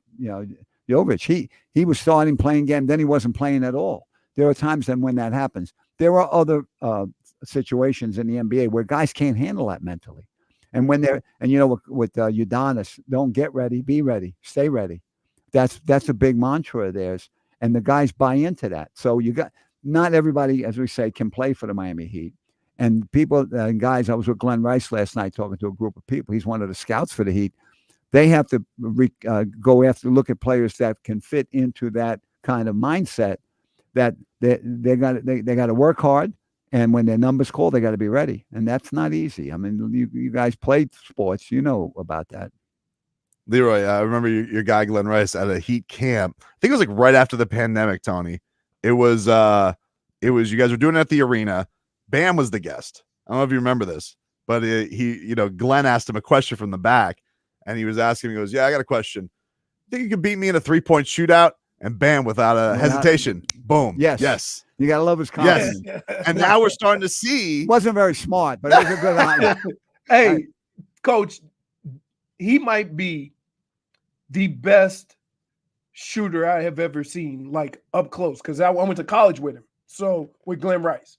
Right. So watching him shoot the ball without and guess what? He couldn't really dribble when he first got into the NBA.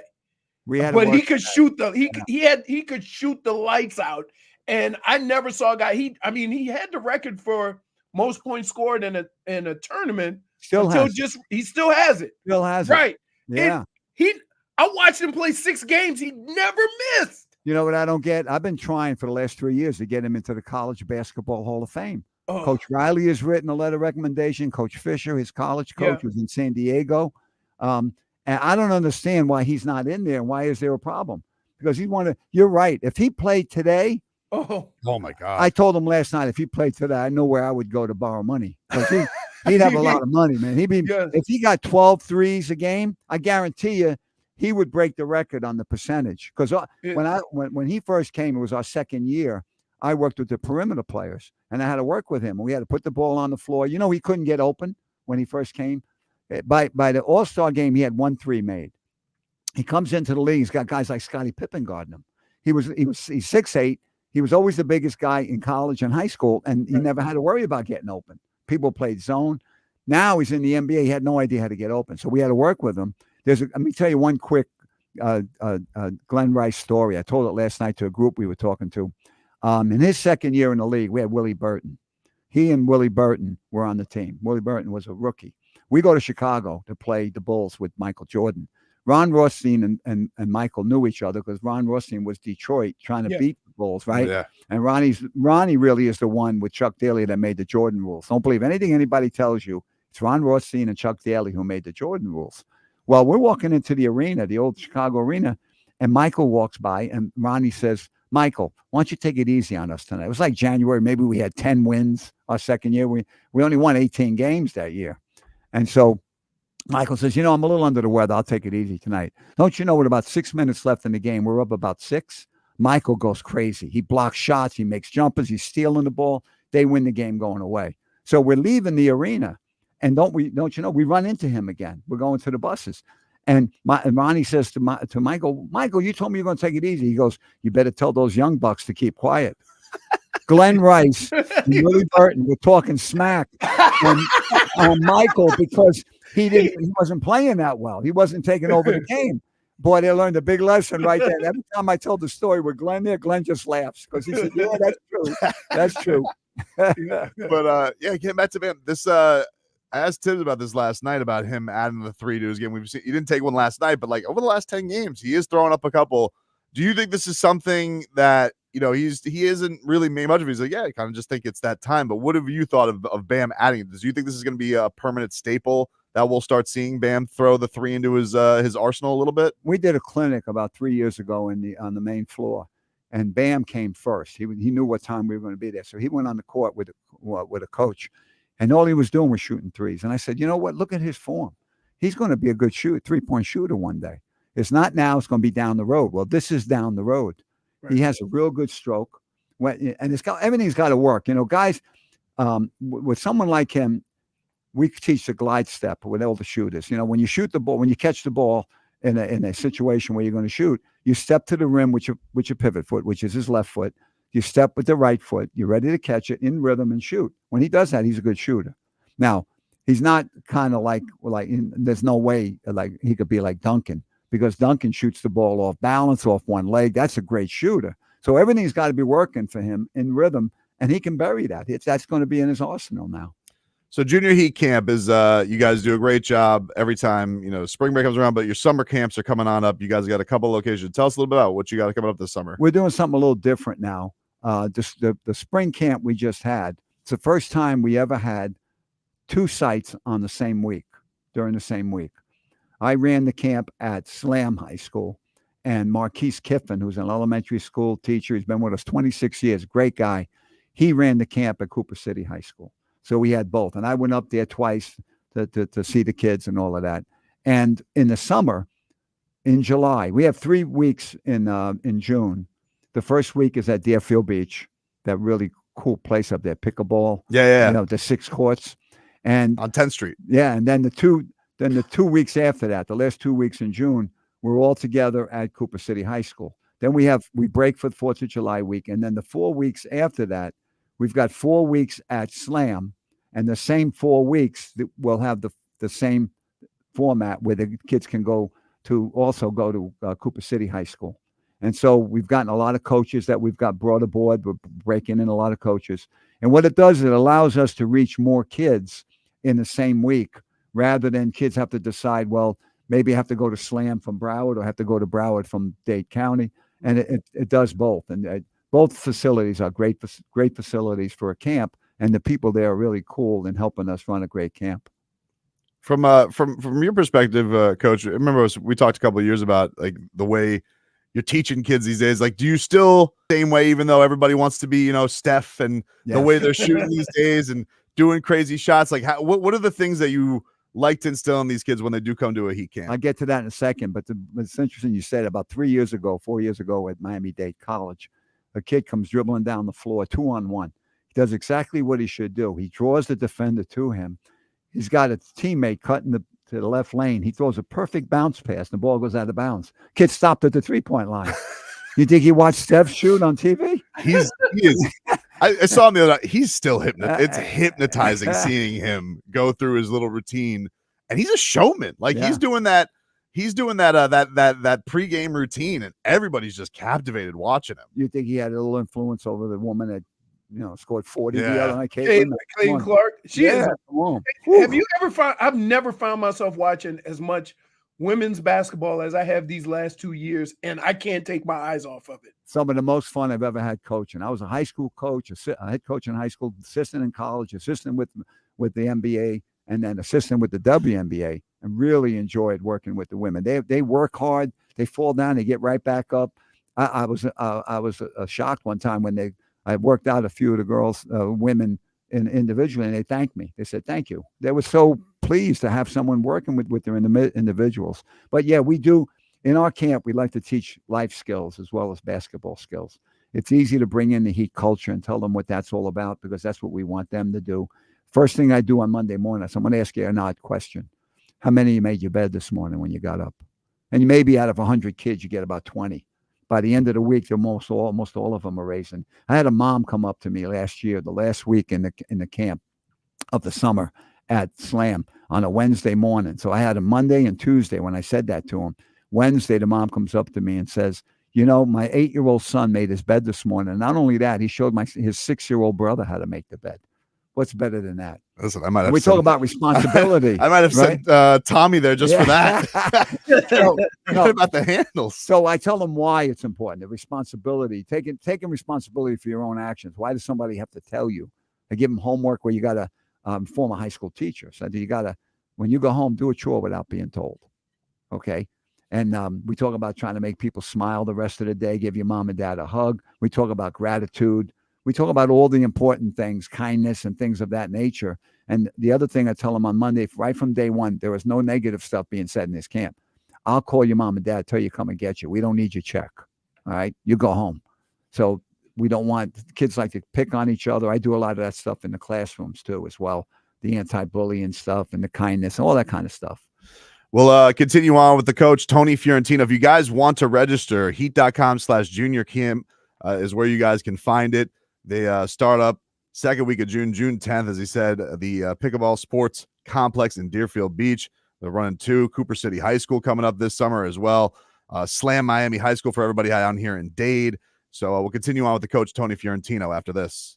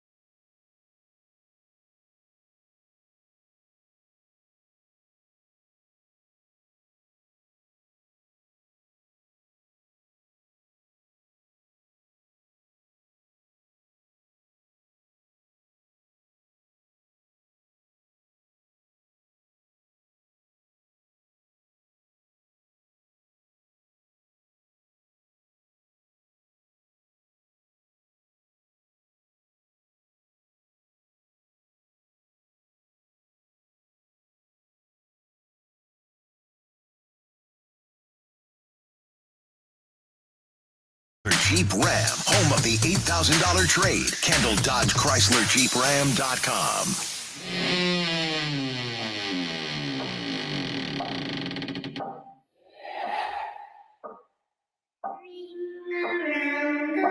Stuart, Florida, to West Palm Beach, Fort Myers, to Naples, Fort Lauderdale to Miami, and down throughout the Florida Keys, everywhere in between and beyond. It's time to bowl, y'all.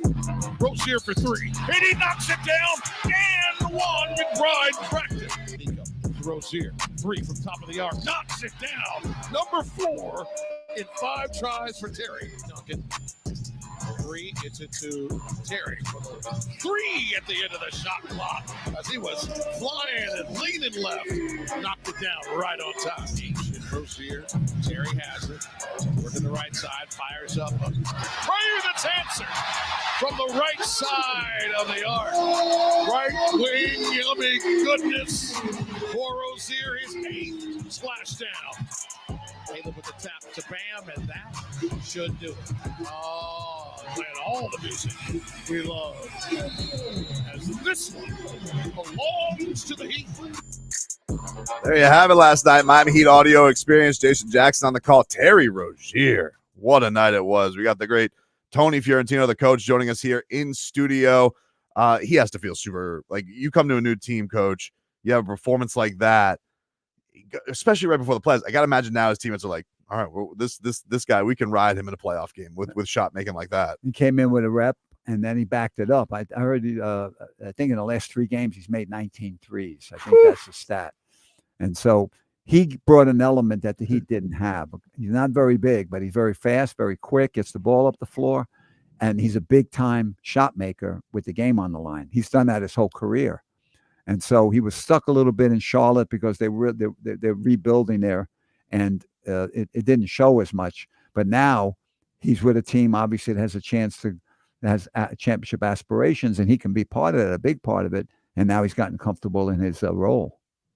When you typically, whether it be broadcasting or whether you're on the coaching staff, when you bring a guy in the middle of the season, is there a perfect amount of time it typically takes a guy to feel comfortable and feeling like they can be themselves? Like, is there a set number of games or time it usually takes? No, everybody's different. It takes a while. I mean, when he came to the Heat, he came off the bench 1 game, and then he started the next. And then it took a while. You could see him deferring. He came in. When Jimmy Butler first came to the Heat, I don't know if people remember this, but in the exhibition season, he was passing the ball a lot. He was setting up teammates, getting to know them, where they like the ball and all of that. And people were saying, what's wrong with Jimmy? He's not scoring. We went to Phoenix that year, and he had 30 at halftime. Jimmy said, okay, now we realized what he was doing. He's a very smart player, and he was getting acclimated and getting his teammates acclimated to him being both a passer and a scorer, because he doesn't care how many points he scores as long as you get the W. Coach, does that role, having that role, does that depend on what position you play also? Because, I mean, Jimmy didn't always have the ball in his hands. So, but Terry kind of does. And so that transition probably has to happen a lot quicker with Terry than it did Jimmy, because Jimmy could have a point guard pass him the ball also. No, that's true. And you know what the Heat got to was isolating Jimmy on the side. You know, those 2 45-point games, whatever they were in the playoffs in the bubble against the Lakers, were just unbelievable. You know, he's leaning over the barrier there. He couldn't move. He was tired. And then he had a 50-something point game as well.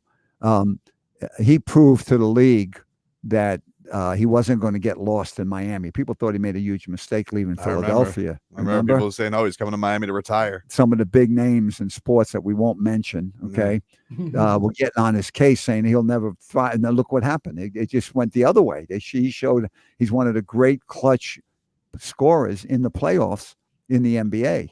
And so, and you're right, Leroy, he had the ball a lot, or you can have a point guard throw it to him.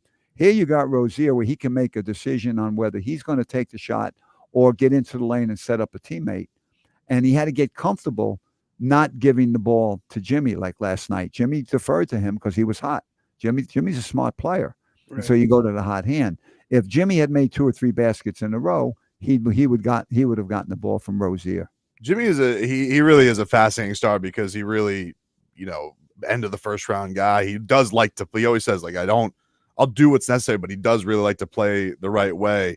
So like, is that when you are talking to these young players at the junior heat camp, like, do you point to a guy like him in the way that he plays a lot, because he doesn't like to just define himself by getting a bunch of buckets? Well, the way we talk about it is I always tell them, look, Jimmy last year, his agent called him up, Bernie, his agent, and said, Jimmy, you made second team, and Jimmy hung up on him.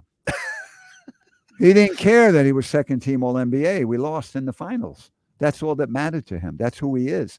And I talk about that all the time. And sometimes I direct my remarks to the parents. There's a great story that I read a few years ago about a high school coach in the Midwest. He sent 10 players out to start. The referee goes, you can't start 10. He goes, I'm starting 10. The ref goes, we're starting the game with a tech.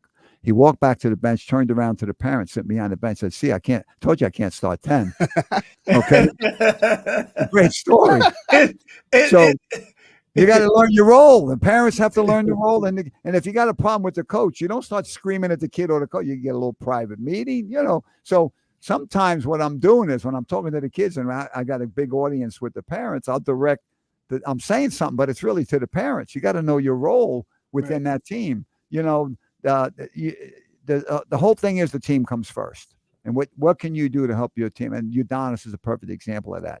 He didn't play a lot the last 5-6 years, but he was an important part of developing the young players, showing them by example that you got to stay ready, not get ready. Tony, you find it difficult now in sports that the people you have to deal with aren't the players. It's the uncles, the mothers, the fathers, the friends of the family. And this is throughout all of sports, like high school, little league, Optimus, high school, college. Yes. And everybody's got these suggestions. And this guy goes on to a field or plays on a team. He understands what the role is of him on this team, but nobody else seems to get it. Well, it's funny, a few years back at the Miami-Dade, the father walked in and said, my son had 16 last night in the rec league game, very proudly, which he should be proud about. And I said, okay, that's great. What did his man score? He said, what? I said, the guy he was guarding, what did he score? That's what Coach Spoelstra and Coach Riley would ask you. There's two ends of the floor, okay? And so what happens is we're finding more now than before that it seems like there's more. Kids haven't changed. I think adults have changed. Right. And they seem like they want more entitlement. I had a mom ask me at camp, did my kid get cards today? I said, did he win the shooting competition or come in second? She said, no. I said, he didn't get cards. The privilege is being in the camp. Yeah. So you got to compete and you got to win. But sometimes it seems like that they want the kids to have more than they had, but they don't want them to earn it. You got to earn it, man. I mean, we all grew up that way. You got to earn it. You were talking during the break. You were teasing me. Pat Riley's story that you shared. With the campers. Pat Riley, working with him for 4 years was an absolute thrill because you learn so much. The man's a genius, and he likes to use real life stories to motivate the team and to bring them, make a point with them through the story. So we know Pat Riley was a great high school player and a great college player. When he went to the NBA, he was with the Lakers. Bill Sharman was the Hall of Fame coach and player from former and Hall of Fame coach with the Lakers. So Riley, he brings Pat Riley into the office. Coach Pat Riley's just out of Kentucky. And he says to him, look, now this is Pat Riley telling the team this. We had Alonzo Mourning there and Tim Hardaway, two future Hall of Famers. You had P.J. Brown and you had Keith Askins and Dan Marley and guys like that sitting there at LaSalle High School before the new building was built, new arena. And he's telling them a story about Bill Sharman says to Pat Riley, he says, look, here's the story. Here's the deal. We have a Hall of Fame backcourt, Jerry West and Gail Goodrich. Your job every day is to make sure they're ready to play. So really, basically what he was telling Pat Riley was, you're really not going to play much, but your job is to make sure they're ready to play. Can you handle that? Pat Riley said, yeah. So he makes the team. And Pat Riley's telling the players this story. And he said, when the team was up 20, the crowd would say, we want Riles, because he didn't play much. And then he would come in, he'd score, and everybody would go crazy, right? Well, one night, as he's telling the story, is that the Lakers were down a point with 5 seconds left.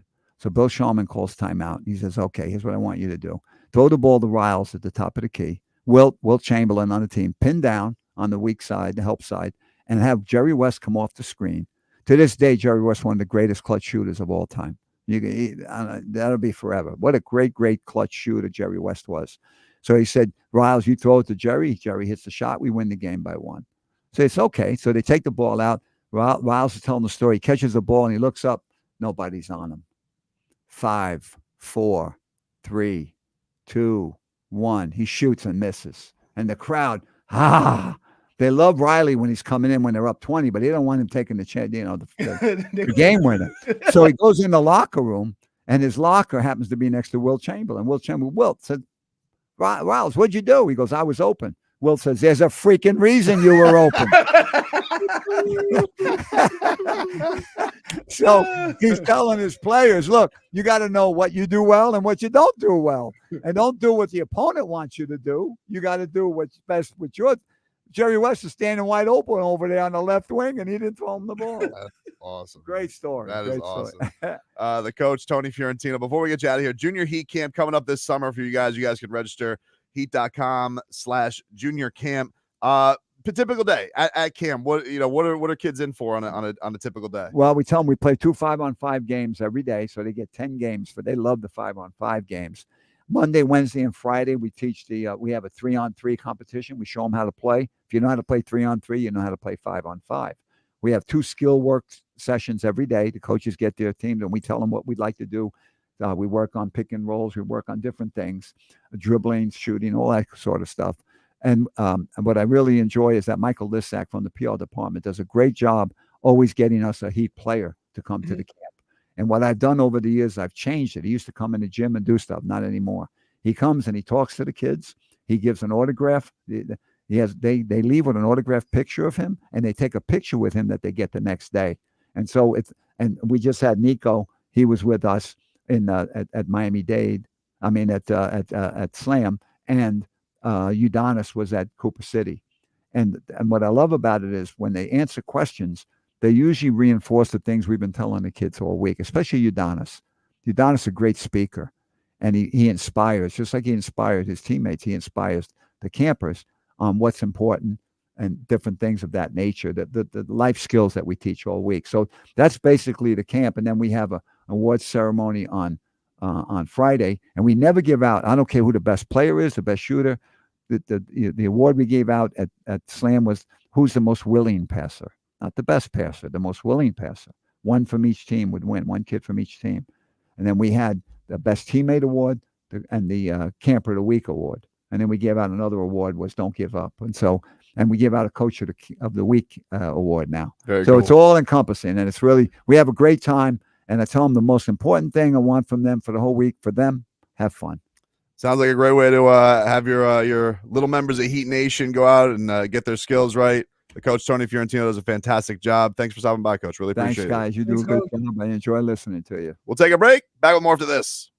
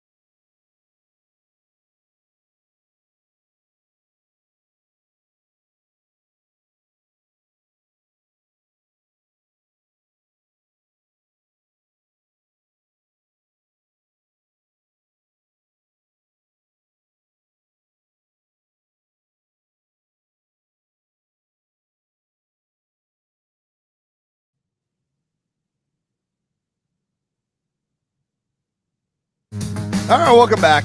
It is Tobin. Oh, hello, Jennifer. Oh, you gonna join us for the last 45 minutes? A little looky-loo. I didn't want to interrupt Tony. Tony Fiorentino was Goosies right there. Hey, That was Goosies. He's one of the few. He's one of the guys you could just sit down and talk to forever. I could have done it. Yeah, Right? I could have done 2 hours with him easily. So many good stories. Yep, he was great, and yes, I would recommend going to junior heat camp. I might just do it so my son learns how to make his bed. I was telling Marcos I would have a child right now just to send him to that camp. Yeah. Hey.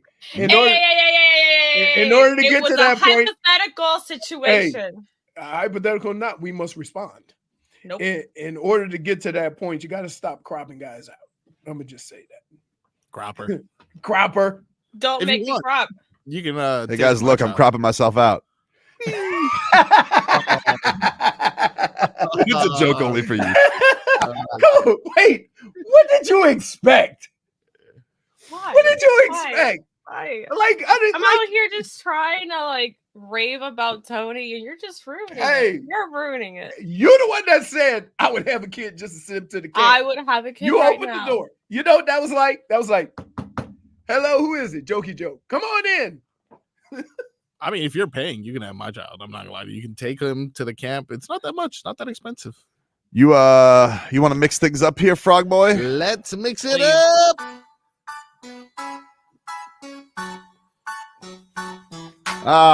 The mixed bag is brought to you by Broward Health. Well into your future. What do we got today? Frogamus? Frogamus. I don't even know what that means. What is that? Frogadamus? That's fair. Frog. He's there with his little hat. I feel like I did that. Did I not do that? I did crystal ball here, Rob. I forgot about that little crystal ball. What was your name? Now it's Frogstradamus. Now, yeah. Not Frogstradamus, just Frogadamus. Frogadamus. What do you got today in the mixed bag, Marcos? What would you say about that interaction that we just had right now? Completely normal, right? Just Yes. normal adults interacting. Yep. Want to hear something really weird? Definitely. Jim Harbaugh. Oh, let me tell you something. Hey, can I just tell you? Wait. Just imagine. This is what I'm going to tell you about Jim Harbaugh. Imagine if Peyton Manning were to talk like Ray Lewis. Right? Yep. With that intensity. Jim Harbaugh is a linebacker trapped in a quarterback's body. Jim Harbaugh got to open up team meetings 2 weeks before anybody else because he's a new coach. Boy, was he excited. Hated it. Hate that new coach thing. Here's Jim Harbaugh. It's like the start of the new year. Happy New Year. For that first day of school, just found out your wife was pregnant. Hey, we're gonna have a child. Great. It's locked, cocked, ready to rock. I'm just like, let's go. Happy to be coaching guys. I mean, if they got the energy to come in and want to learn and train, then we're happy to. That's our job. So it's good to be able to be doing your job.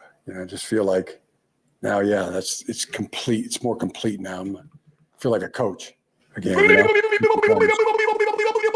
What? That was he talking? That's crazy, dude. Dude, I'm telling you, I know him. Just imagine having a conversation with that, except he's 22. Imagine the fact that he's like, honey, you remember when you told me we were having a baby? He goes, first day of meetings, just like that. Samesies, dude. She's like, really? You can I just say this? You expand the samesies tree too. What? Yes, you do. I don't think Yes, you do. I don't think that's fair. You say it all the time. Basically, that's samesies. And we can say the direct opposite things. So you have been known to stretch the samesies truth a little bit. What did he say? Lock, cocked, and ready to roll? Yeah, that's not, I mean, not for nothing, but I've never heard that he brought a gun to the meeting? What's going on, sir? He seems like, is he a finger gun guy? He seems like a finger gun guy. Leroy, see you later. No, he's not a finger gun guy. Oh, he's a finger gun guy. He's a khaki guy. But here's the funny thing about it is that here's what he does that annoys the hell out of me, right? If we run into him and we ask him about his comments of today, he'll say, I don't remember. Right? When people ask him about some of the crap that he says, I don't know. But we got video proof. Jim. What else you got in the mixed bag, Marcos? From a former college coach to current college players, we have DJ Burns' response on how it feels to be complimented by arguably the best big man in the world. Oh, man, I think it's the coolest thing in the world. You know, you can go up to my coaches, you know, right now and ask them who do I think is the best big in the league right now. And sorry, Embiid, but I'm going with Jokic. That's just how I've been since I've seen him play. I think that we have more of a similar playing style than myself and Embiid, and that's what really drew me to him out of the two. Wow. Bit of a bromance brewing there. Seems like it. Keep him out of Denver. It's that's bad body bros. Ooh. Oh, that too. You see all them muscles on Embiid and see him built like that. You say, I can't be that. I remember when I was a kid, I always wanted to be Gale Sayers, right? Scored 6 touchdowns in a game, right? Punt, return, pass. He was Mr. Lightning in a bottle, one of the smoothest runs I've ever seen. And when I got about 15, I realized that ship had sailed. I had to change my favorite player. It was great that Embiid's back, and I can't wait for tomorrow's matchup. Should be a fun one. But when they show SportsCenter, and again, I see the largest human being in the league, not tallest, largest, falls on the floor all the time. He falls 5 times a game, and you go, what happened? What are you doing? Even Nick Nurse was like, I don't think I like that. The Philadelphia sweat towel people who come. They got to bring like 5 of them out there because he's so damn big. Did you get over there? His pinky hit way up there. Man, what else you got, Marcos? We are talking about bad-bodied, successful basketball players. And although his isn't the worst, Luka recently was quoted as saying, Caitlin Clark can shoot better than me. Amazing, man. I saw the performance. Like I said, 41, almost triple-double, yeah. He was shooting, letting that ball fly. I watched a little bit, but then I had to do some treatment. But it was amazing. I watched the first half. But she got to go in the second half, so I didn't watch that. And it's more Steph Curry, man. It's a woman, Steph Curry. She can shoot it better than me. Did he just lie about watching the game? Well, he said he watched the first half. He said he watched the first half and she wasn't doing nothing. I think we caught him in the lie. I think we caught him in the lie, and then he was just like, she's better. Wait a minute. Mine is fun for deception. This is amazing. You are a piece of work. Hold on. He goes, Wait, no. Because I do this to you all the time. And now you're calling somebody else out? He goes, No. No. Listen. What are we doing? She was amazing. I only watched first half. I mean, she was only amazing in second half, but I wasn't there. I was on training. But better than Steph Curry, but I got to go. No, he said she's like female Steph Curry. Better shooter than me. I got to go. Wait, Luka, you just said. Hey, wait a minute. Got to go. Dude, I catch you in these little fibs all the time. And now you're calling somebody else out? I think we called it. Play it again. Yeah. I think we caught him in a lie. Amazing, man. I saw the performance. Like I said, 41, almost triple-double, yeah. He was shooting, letting that ball fly. I watched a little bit, but then I had to do some treatment. But it was amazing. I watched the first half. But she got to go in the second half, so I didn't watch that. And it's more Steph Curry, man. It's a woman, Steph Curry. She can shoot it better than me. He's a liar, dude. He said he watched some of it. I think you watched it on Twitter. Maybe you saw a clip on Twitter. I don't think you watched that game. Can you? Dude, I am floored. Liar, Doncic. At what you are doing right now.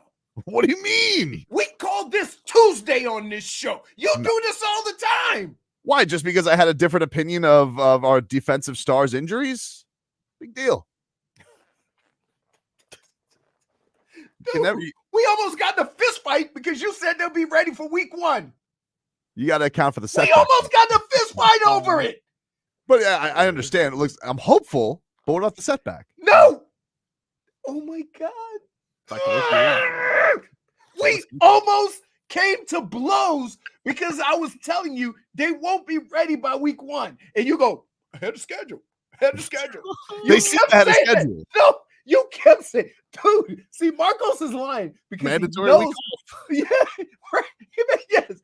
That's not what he said. Made him take a week. What if they have a setback? So ahead of schedule, made him take a week off. We almost fought in the streets over this, and now you say, hey, they won't be back till halfway through the season. Hard to say. Oh my goodness. What was what you were saying? It's a roll of the dice. Yes. Which is what the point I was making.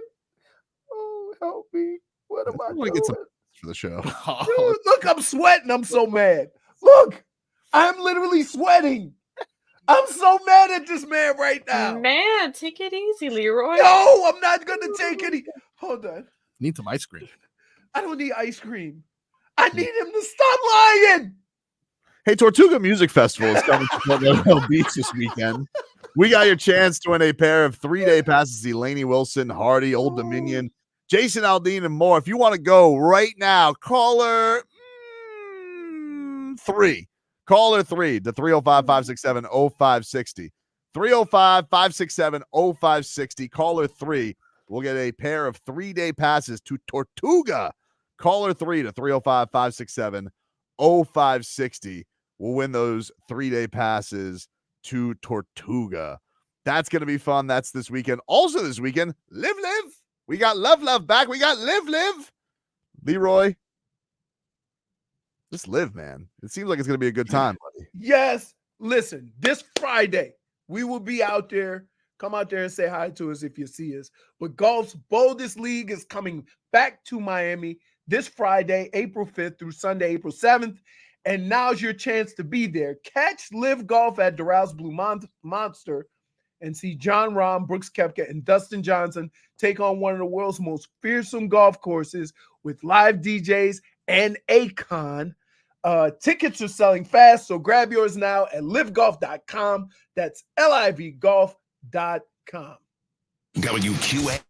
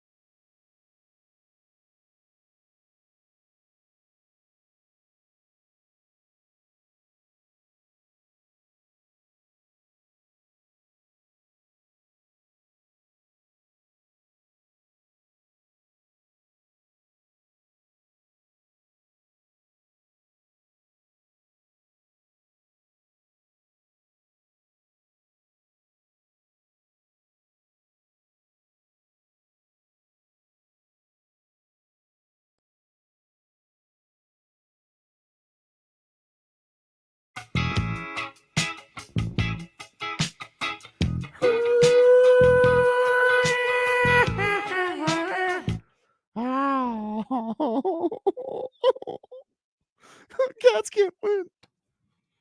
I had to change it up. Yeah, That's a good call by you. Can't keep going with them Whew. vibes. We need to change the vibes. Panthers lose to the Montreal Canadiens 5-3. You know, forget what I have to say. Let's just talk. Let's hear what the man himself has to say about a situation like this. Paul Maurice, can he put us at ease with where things are at right now? Because it's not good, Bob. It's tough. I think they were a little quicker than we were. And then as the game went on in the second period, I liked the first. I liked the way we played and the way we moved the puck. Didn't think that we served up that second goal, and it hurts us right now a little bit more. That was all. You have now lost 8 of the last 10 games. Yeah. Concerned? Well, Katie, no, I'm not concerned. We understand where we're at and why we're at. I know why we're playing the way we're playing, so I'm not. I'm aware of it, though. Not till tomorrow. On that plan, obviously, and not to be an excuse, but losing a lot of guys here lately, guys getting sick. Well, we're going to lose guys. I told you that 2 weeks ago. We're going to lose bodies. We're going to get guys sick. We're going to get guys injured. It's just a function of the schedule. So it's going to be a grinder, and it's going to get worse because we get to finish off this road trip with a nice afternoon game, but 10 and 17, and that's what happens to hockey teams. So we got a good chunk of adversity right now, and part of it will be the panic that will set in outside the room about the 8 games. First of all, I don't like Speaking of panic, Tobes. Huh? Why you got your Paul Maurice glasses on? He's trying to be samesies. That's what it is. This is my everything's fine face, Paul Maurice. Hey, by the way, Marcos. It's a grinder. On a positive note, one of your codes worked today. Yeah. Well, we just put the Marlins. The Marlins are about to get going. Here we go, baby. Hollywood told me as he left the morning show today, he's going to the Marlins game for $1. Oh, is he? Oh yeah, you can go to the Marlins game on the cheap skis right now, dude. Already? To be honest. Oh, okay, sorry. No, to be honest, I checked the prices for opening day, and it was $4, the cheapest. For opening day? Yeah. Wow. Well, I can't imagine. Obviously, it was all the way to the top, but other than that I FAU, can't watch a game up there. Sorry. Other than that FAU kid's family, I don't know who's perusing a Marlins game, an 0-6 Marlins team with puck on the hill. How are we the worst team already? I did hear a stat though that kind of calmed me down. That them starting 0-6 because the season is so long is not even equivalent to a team starting 0-1, like in football or something like that. Right. And that we would have to wait till they're like 0-20 before it's like, all right, now they're 0-1. Yeah, but your football team doesn't have to start puck every 4 days. Nothing I can do. Nothing I can do. Man, it's like, oh man, it's week 5. We got to start Cleo Lemon. Oh my goodness. Yikes. That's where we're at right now. Get to the rest of our headlines. Brought to you by the new Paul Metaphor Truck Super. So, a headache. Got contacts and glasses on. Brought to you by the new Paul Metaphor Truck Super Center. Why buy your truck at a car store? Paul Metaphor. We know trucks. What have I been avoiding? Talking about Cleo Lemon and quarterbacks from the Miami Dolphins. Well, I don't know if that's I don't know if that's confirmed yet. I'm not sure. Oh, now I saw that perusing Finn's Twitter yesterday. Okay, but I don't know if that's true or not. Drew Starr. There is. True. I bet you there's no radio station in this country that had a conversation and then something happened right after that segment. That was creepy. That was creepy. What are you referring to, though, Marcos? I'm referring to the fact that John Beck reportedly is the QB coach. You told me, Tua. Oh, he's taking it more seriously. He hired a QB coach. The QB coach that he hired, I don't think threw a pass longer than 15 yards in his entire NFL career. He was bad. He was Very really bad, bad. dude. He was really bad. How does he even? What about the guru that won the championship with Baltimore? That was Tua's OG guru, Trent Dilfer. Trent Dilfer. Like, wait. If you're going to say something about John Beck, you better talk about Trent Dilfer. Well, he says because I'm more than sure. What? At least, I mean, it was definitely carried, but at least he has the Super Bowl, you know, ring. He won a Super Bowl on a team that went 5 weeks without scoring an offensive touchdown. Oh, not good. Yeah, I don't know if this is legit or not. I don't know. I know this this Twitter account, Bobby Shoes, on Finn's Twitter. He's always on the up and up, but I don't know if he's a reporter or not. I always know him more of as like, here's cool content that's going on with the Dolphins. But he says, per source, and again, it's Twitter. Give me a break. All right. If it's not true, it's no big deal. But he says Tua Tagovailoa will be training with 3D QB this offseason alongside Adam Dudo, Tom House, and John Beck. But that's 3 different dudes. So it's 3 different quarterbacks. Right, but 3D QB. All right. Apparently, though, these guys have worked with. This make you feel better, Marcos? Yeah, me hear it. Tom Brady. Heard of him. Drew Brees. He's pretty good. Lamar Jackson. Oh, mobile. Stafford. Yeah. Jared Goff. I like him. And CJ Stroud. Yeah, but have they prepared their taxes or have they done quarterback work? I'm not sure. I'm assuming they did quarterback work, dude. I don't know. Now, the thing that I thought John Beck, the thing I remember him for was he helped, he was Zach Wilson's quarterback guru going into the draft. Yeah, both from BYU, right? Didn't go great. No, he did his job. Got him drafted high. He did get him drafted high. Okay. Yeah, hell of a pro day. It's just, if Tua were to pick a quarterback guru, you would want him to not be a quarterback bust in the Dolphins' past. Wait, but who are you picking? What I don't know. quarterbacks out there teaching quarterbacks? I don't know. Okay. Marino. Oh, look, he's Marino's not. I see now. Not only John Beck on the team, Jamarcus Russell is going to teach him how to. That's not true. You're making it up. Yeah, I think so. Yeah, he's going to be the game film coordinator, Jamarcus Russell. So I don't know. That's according to Bobby Shoes. You gonna teach him about the scissor?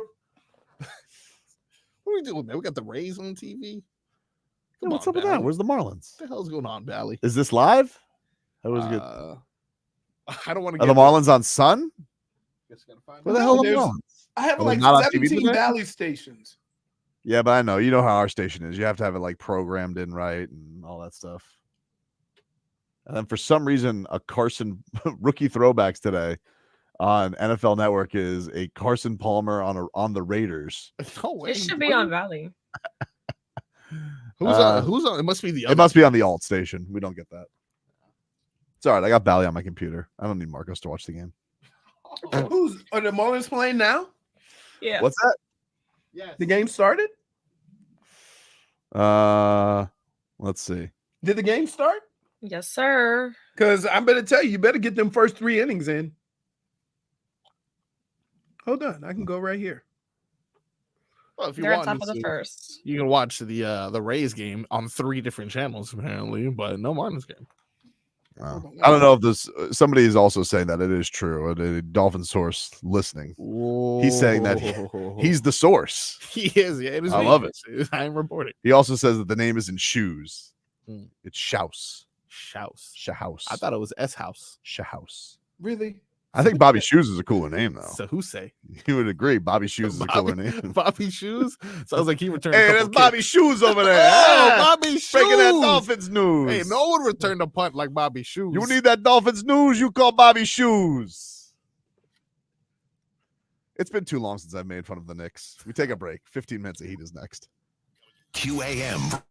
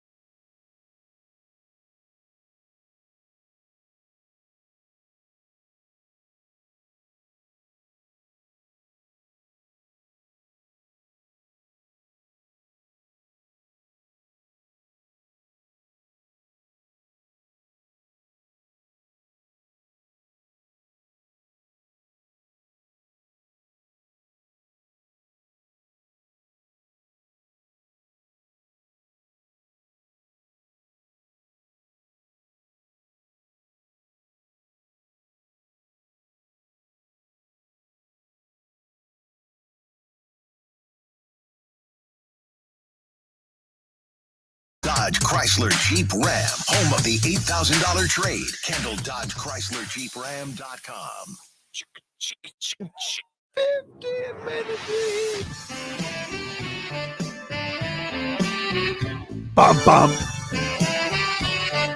15 minutes of heat here for you on 560 WQAM. You know what else we got 15 minutes of? What's that, buddy? AJ Puck. Are they down already? 2-0. Men on first and second. Ooh. He's thrown 27 pitches. Yeah. In the first. And they're still in the first? Yes. Oh, man. And now they're having a meeting at the what do you mean with all those guys for? Just tell them to throw strikes. It's gonna be a long day. Not good, dude. Tobes, make me feel better, please. Not good, dude. Want to make fun of the Knicks? Yeah. What about that old Tom Thibodeau whining yesterday? You know, if you guys, I want to hear that again. He closed out his press conference yesterday. This was a clip. I'll play you the video here because this guy, it's almost like Haywood Highsmith broke him with how upset he was with the no calls. He was just that upset about it. He's getting fouled. He's getting fouled. He's getting fouled. He's getting fouled. He's getting fouled. He's getting fouled. That's off the ship. Man, Haywood Highsmith turned him into a remix, dude. Did you guys hear the same thing I heard though? What'd you hear though? I heard a disgruntled coach, like an angry Charlie Brown. Yeah. Yeah. But there was a little bit more than that. Do you think I have to check his whereabouts? I'm not sure if he's missed any games. I know he got kicked out of a game recently. Do you think our boy Tommy Tibbs potentially could have been at Ultra? Really? I don't know. You think so? Miami You Music think he Week, looks at you like a raver? Before I would have never guessed that. But based off of what I just heard there, I think he's trying to suppress the rhythm. I hear it oozing out of that. What? That little man-made yarmulke he has on top of his head. I feel it oozing out of him. And I don't know, man. Maybe I'm not the only one who heard this. I want to hear it one more time, Tobin, with one small tweak. All right, run that back.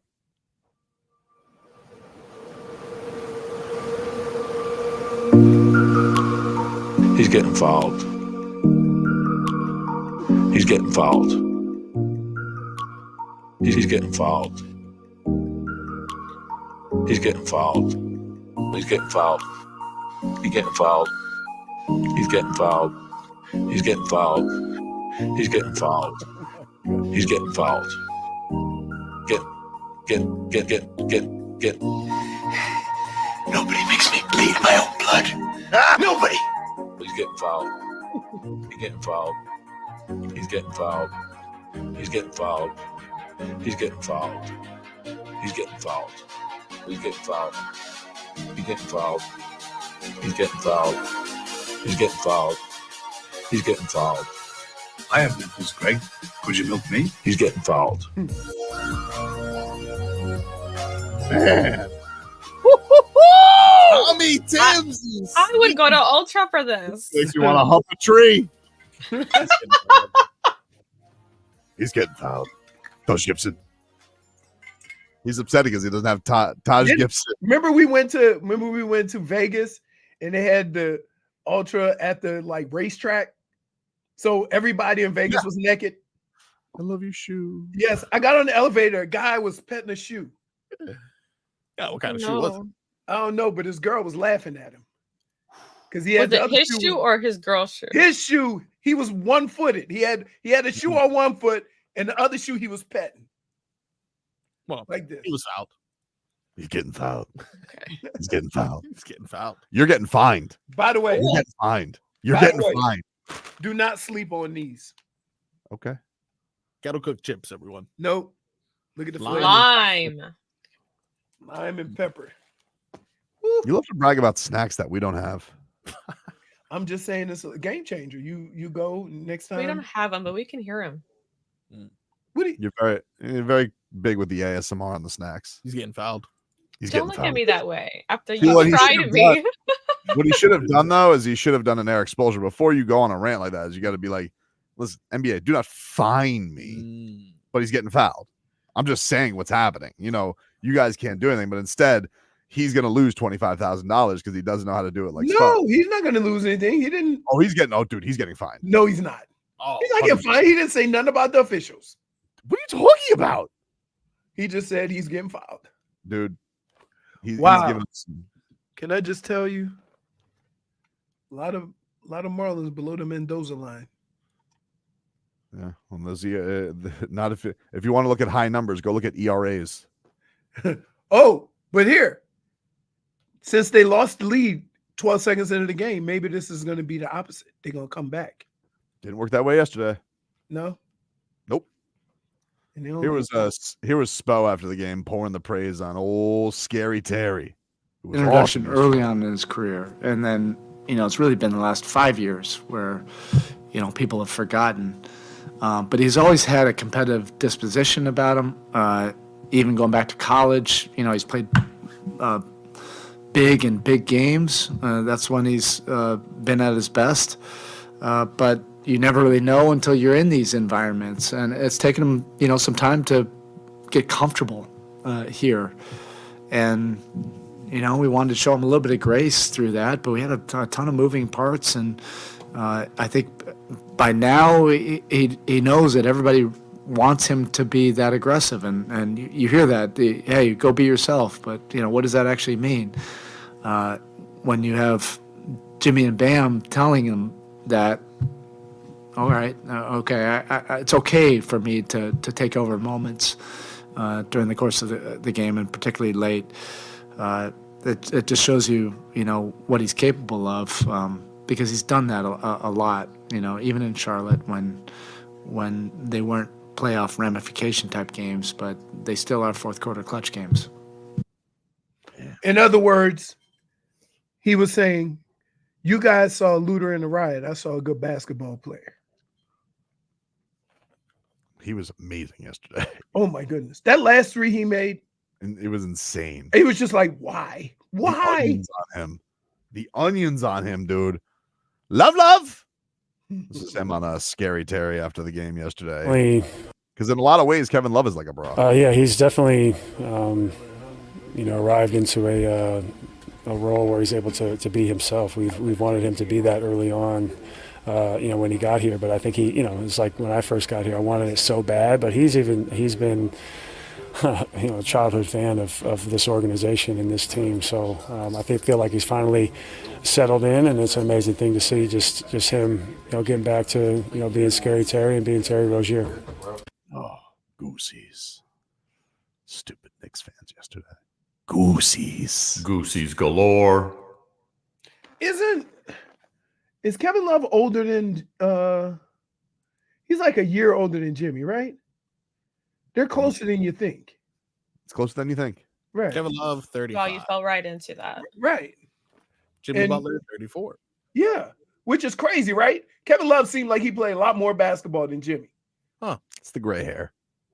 And, well, keep in mind, Jimmy got those Chicago years with Tibbs. Oof. Josh Hart's going to be paying after his Tibbs stint. Does he ever take Josh Hart out of the game? Oh, my goodness. What are we doing? What?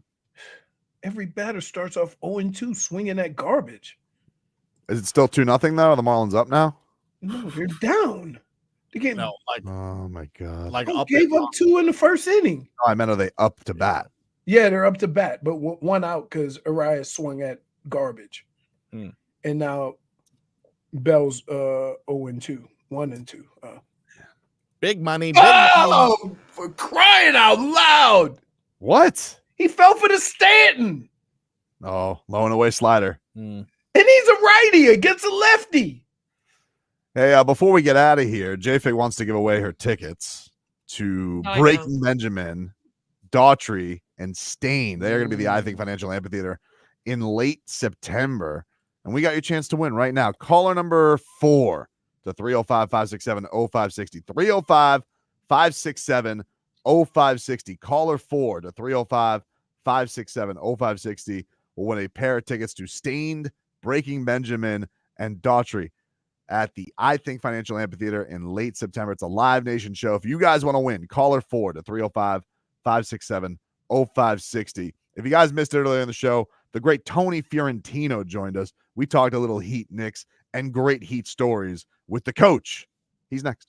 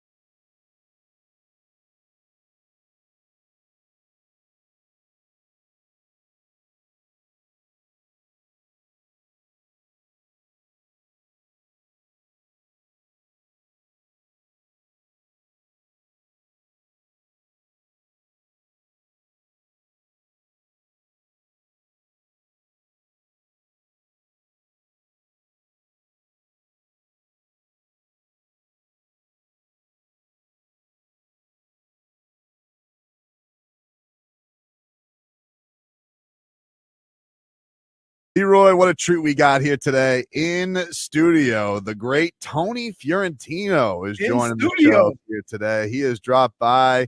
Coach, it's a pleasure. Thanks for stopping by. Oh, today. yeah. I listen to you guys. In fact, Brooks Koepka is a season ticket holder with the Heat, sits courtside.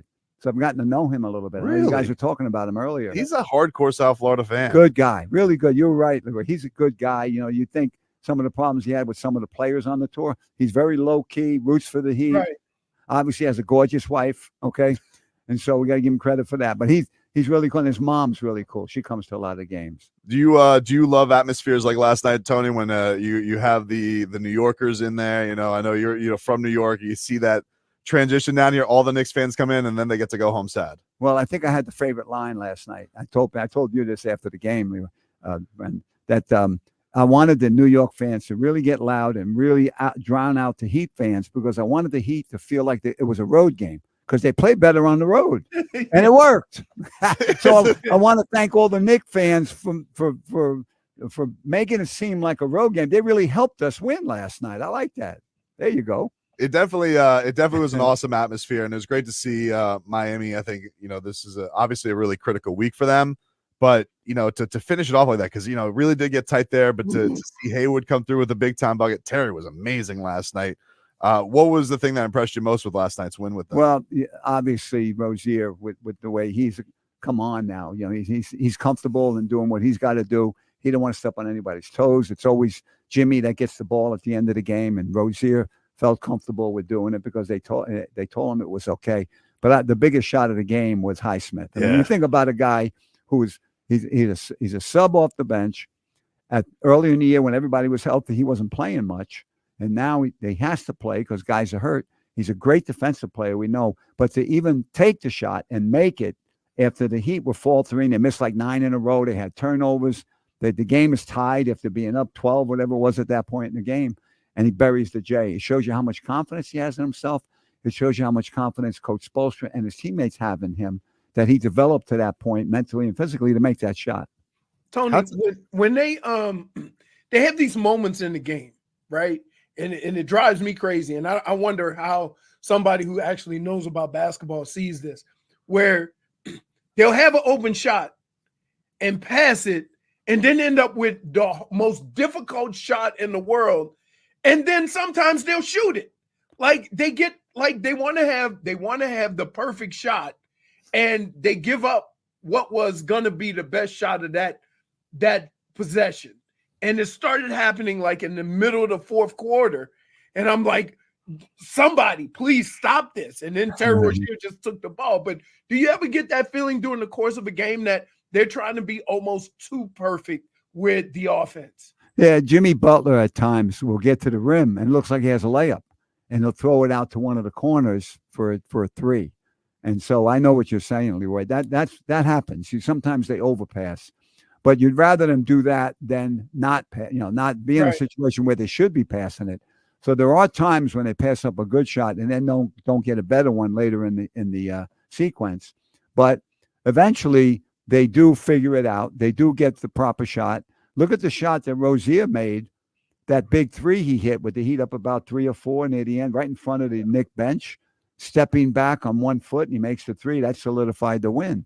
And so there are shots that they take at times that you're wondering, why did he take that? And then he makes it. Okay, so you got to live with both, I guess. Coach Tony Fiorentino's here. We're going to talk about a junior Heat camp coming on up, as they got some amazing things coming up for the summer. But I'm curious from this, Coach, with when you're on these staffs, Coach Spoelstra always talks about these this is the time where the rotation is whatever it takes.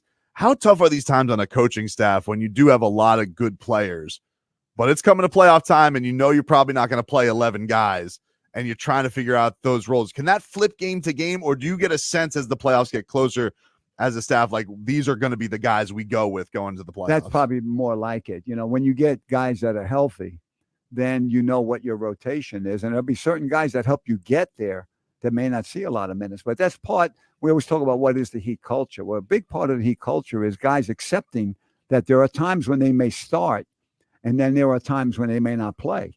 I know Nico went through that. Jokic, he was starting playing game, then he wasn't playing at all. There are times then when that happens. There are other situations in the NBA where guys can't handle that mentally. And when they're, and you know, with Udonis, don't get ready, be ready, stay ready. That's a big mantra of theirs. And the guys buy into that. So not everybody, as we say, can play for the Miami Heat. And people, guys, I was with Glen Rice last night talking to a group of people. He's one of the scouts for the Heat. They have to look at players that can fit into that kind of mindset, that they got to work hard. And when their numbers call, they got to be ready. And that's not easy. I mean, you guys played sports, you know about that. Leroy, I remember your guy Glen Rice at a Heat camp. I think it was like right after the pandemic, Tony. It was you guys were doing it at the arena. Bam was the guest. I don't know if you remember this, but Glenn asked him a question from the back, and he was asking, he goes, "Yeah, I got a question. Think you could beat me in a 3-point shootout?" And Bam, without a hesitation, boom. Yes. You got to love his confidence. Yes. And now we're starting to see. Wasn't very smart, but it was a good honor. Hey, Coach, he might be the best shooter I have ever seen, like up close, because I went to college with him. So with Glen Rice. Right. So watching him shoot the ball without and guess what? He couldn't really dribble when he first got into the NBA. But he could shoot he could shoot the lights out.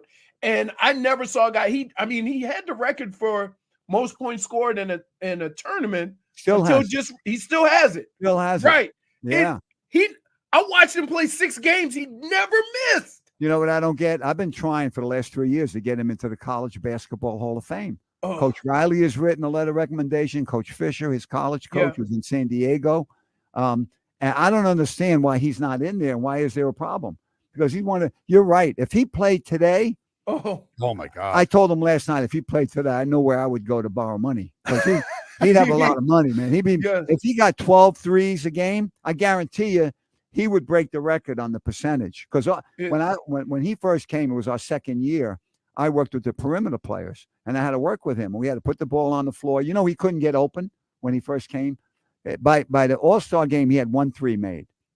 He comes into the league. He's got guys like Scottie Pippen guarding him. He's 6'8". He was always the biggest guy in college and high school, and he never had to worry about getting open. People played zone. Now he's in the NBA. He had no idea how to get open, so we had to work with him. Let me tell you one quick Glen Rice story. I told it last night to a group we were talking to. In his second year in the league, we had Willie Burton. He and Willie Burton were on the team. Willie Burton was a rookie. We go to Chicago to play the Bulls with Michael Jordan.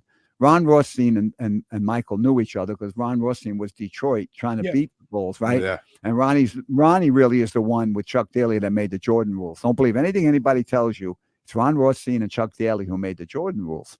Well, we're walking into the arena, the old Chicago arena, and Michael walks by, and Ronnie says, "Michael, why don't you take it easy on us tonight?" It was like January. Maybe we had 10 wins our second year. We only won 18 games that year. And so Michael says, "I'm a little under the weather. I'll take it easy tonight." Don't you know, with about 6 minutes left in the game, we're up about 6. Michael goes crazy. He blocks shots. He makes jumpers. He's stealing the ball. They win the game going away. So we're leaving the arena. And don't you know, we run into him again. We're going to the buses. And Ronnie says to Michael, "Michael, you told me you're going to take it easy." He goes, "You better tell those young bucks to keep quiet." Glen Rice and Willie Burton were talking smack on Michael because he wasn't playing that well. He wasn't taking over the game. Boy, they learned a big lesson right there. Every time I tell the story with Glen there, Glen just laughs because he said, "Yeah, that's true. That's true." But getting back to Bam, this I asked Tibbs about this last night about him adding the 3 to his game. We've seen he didn't take one last night, but like over the last 10 games, he is throwing up a couple.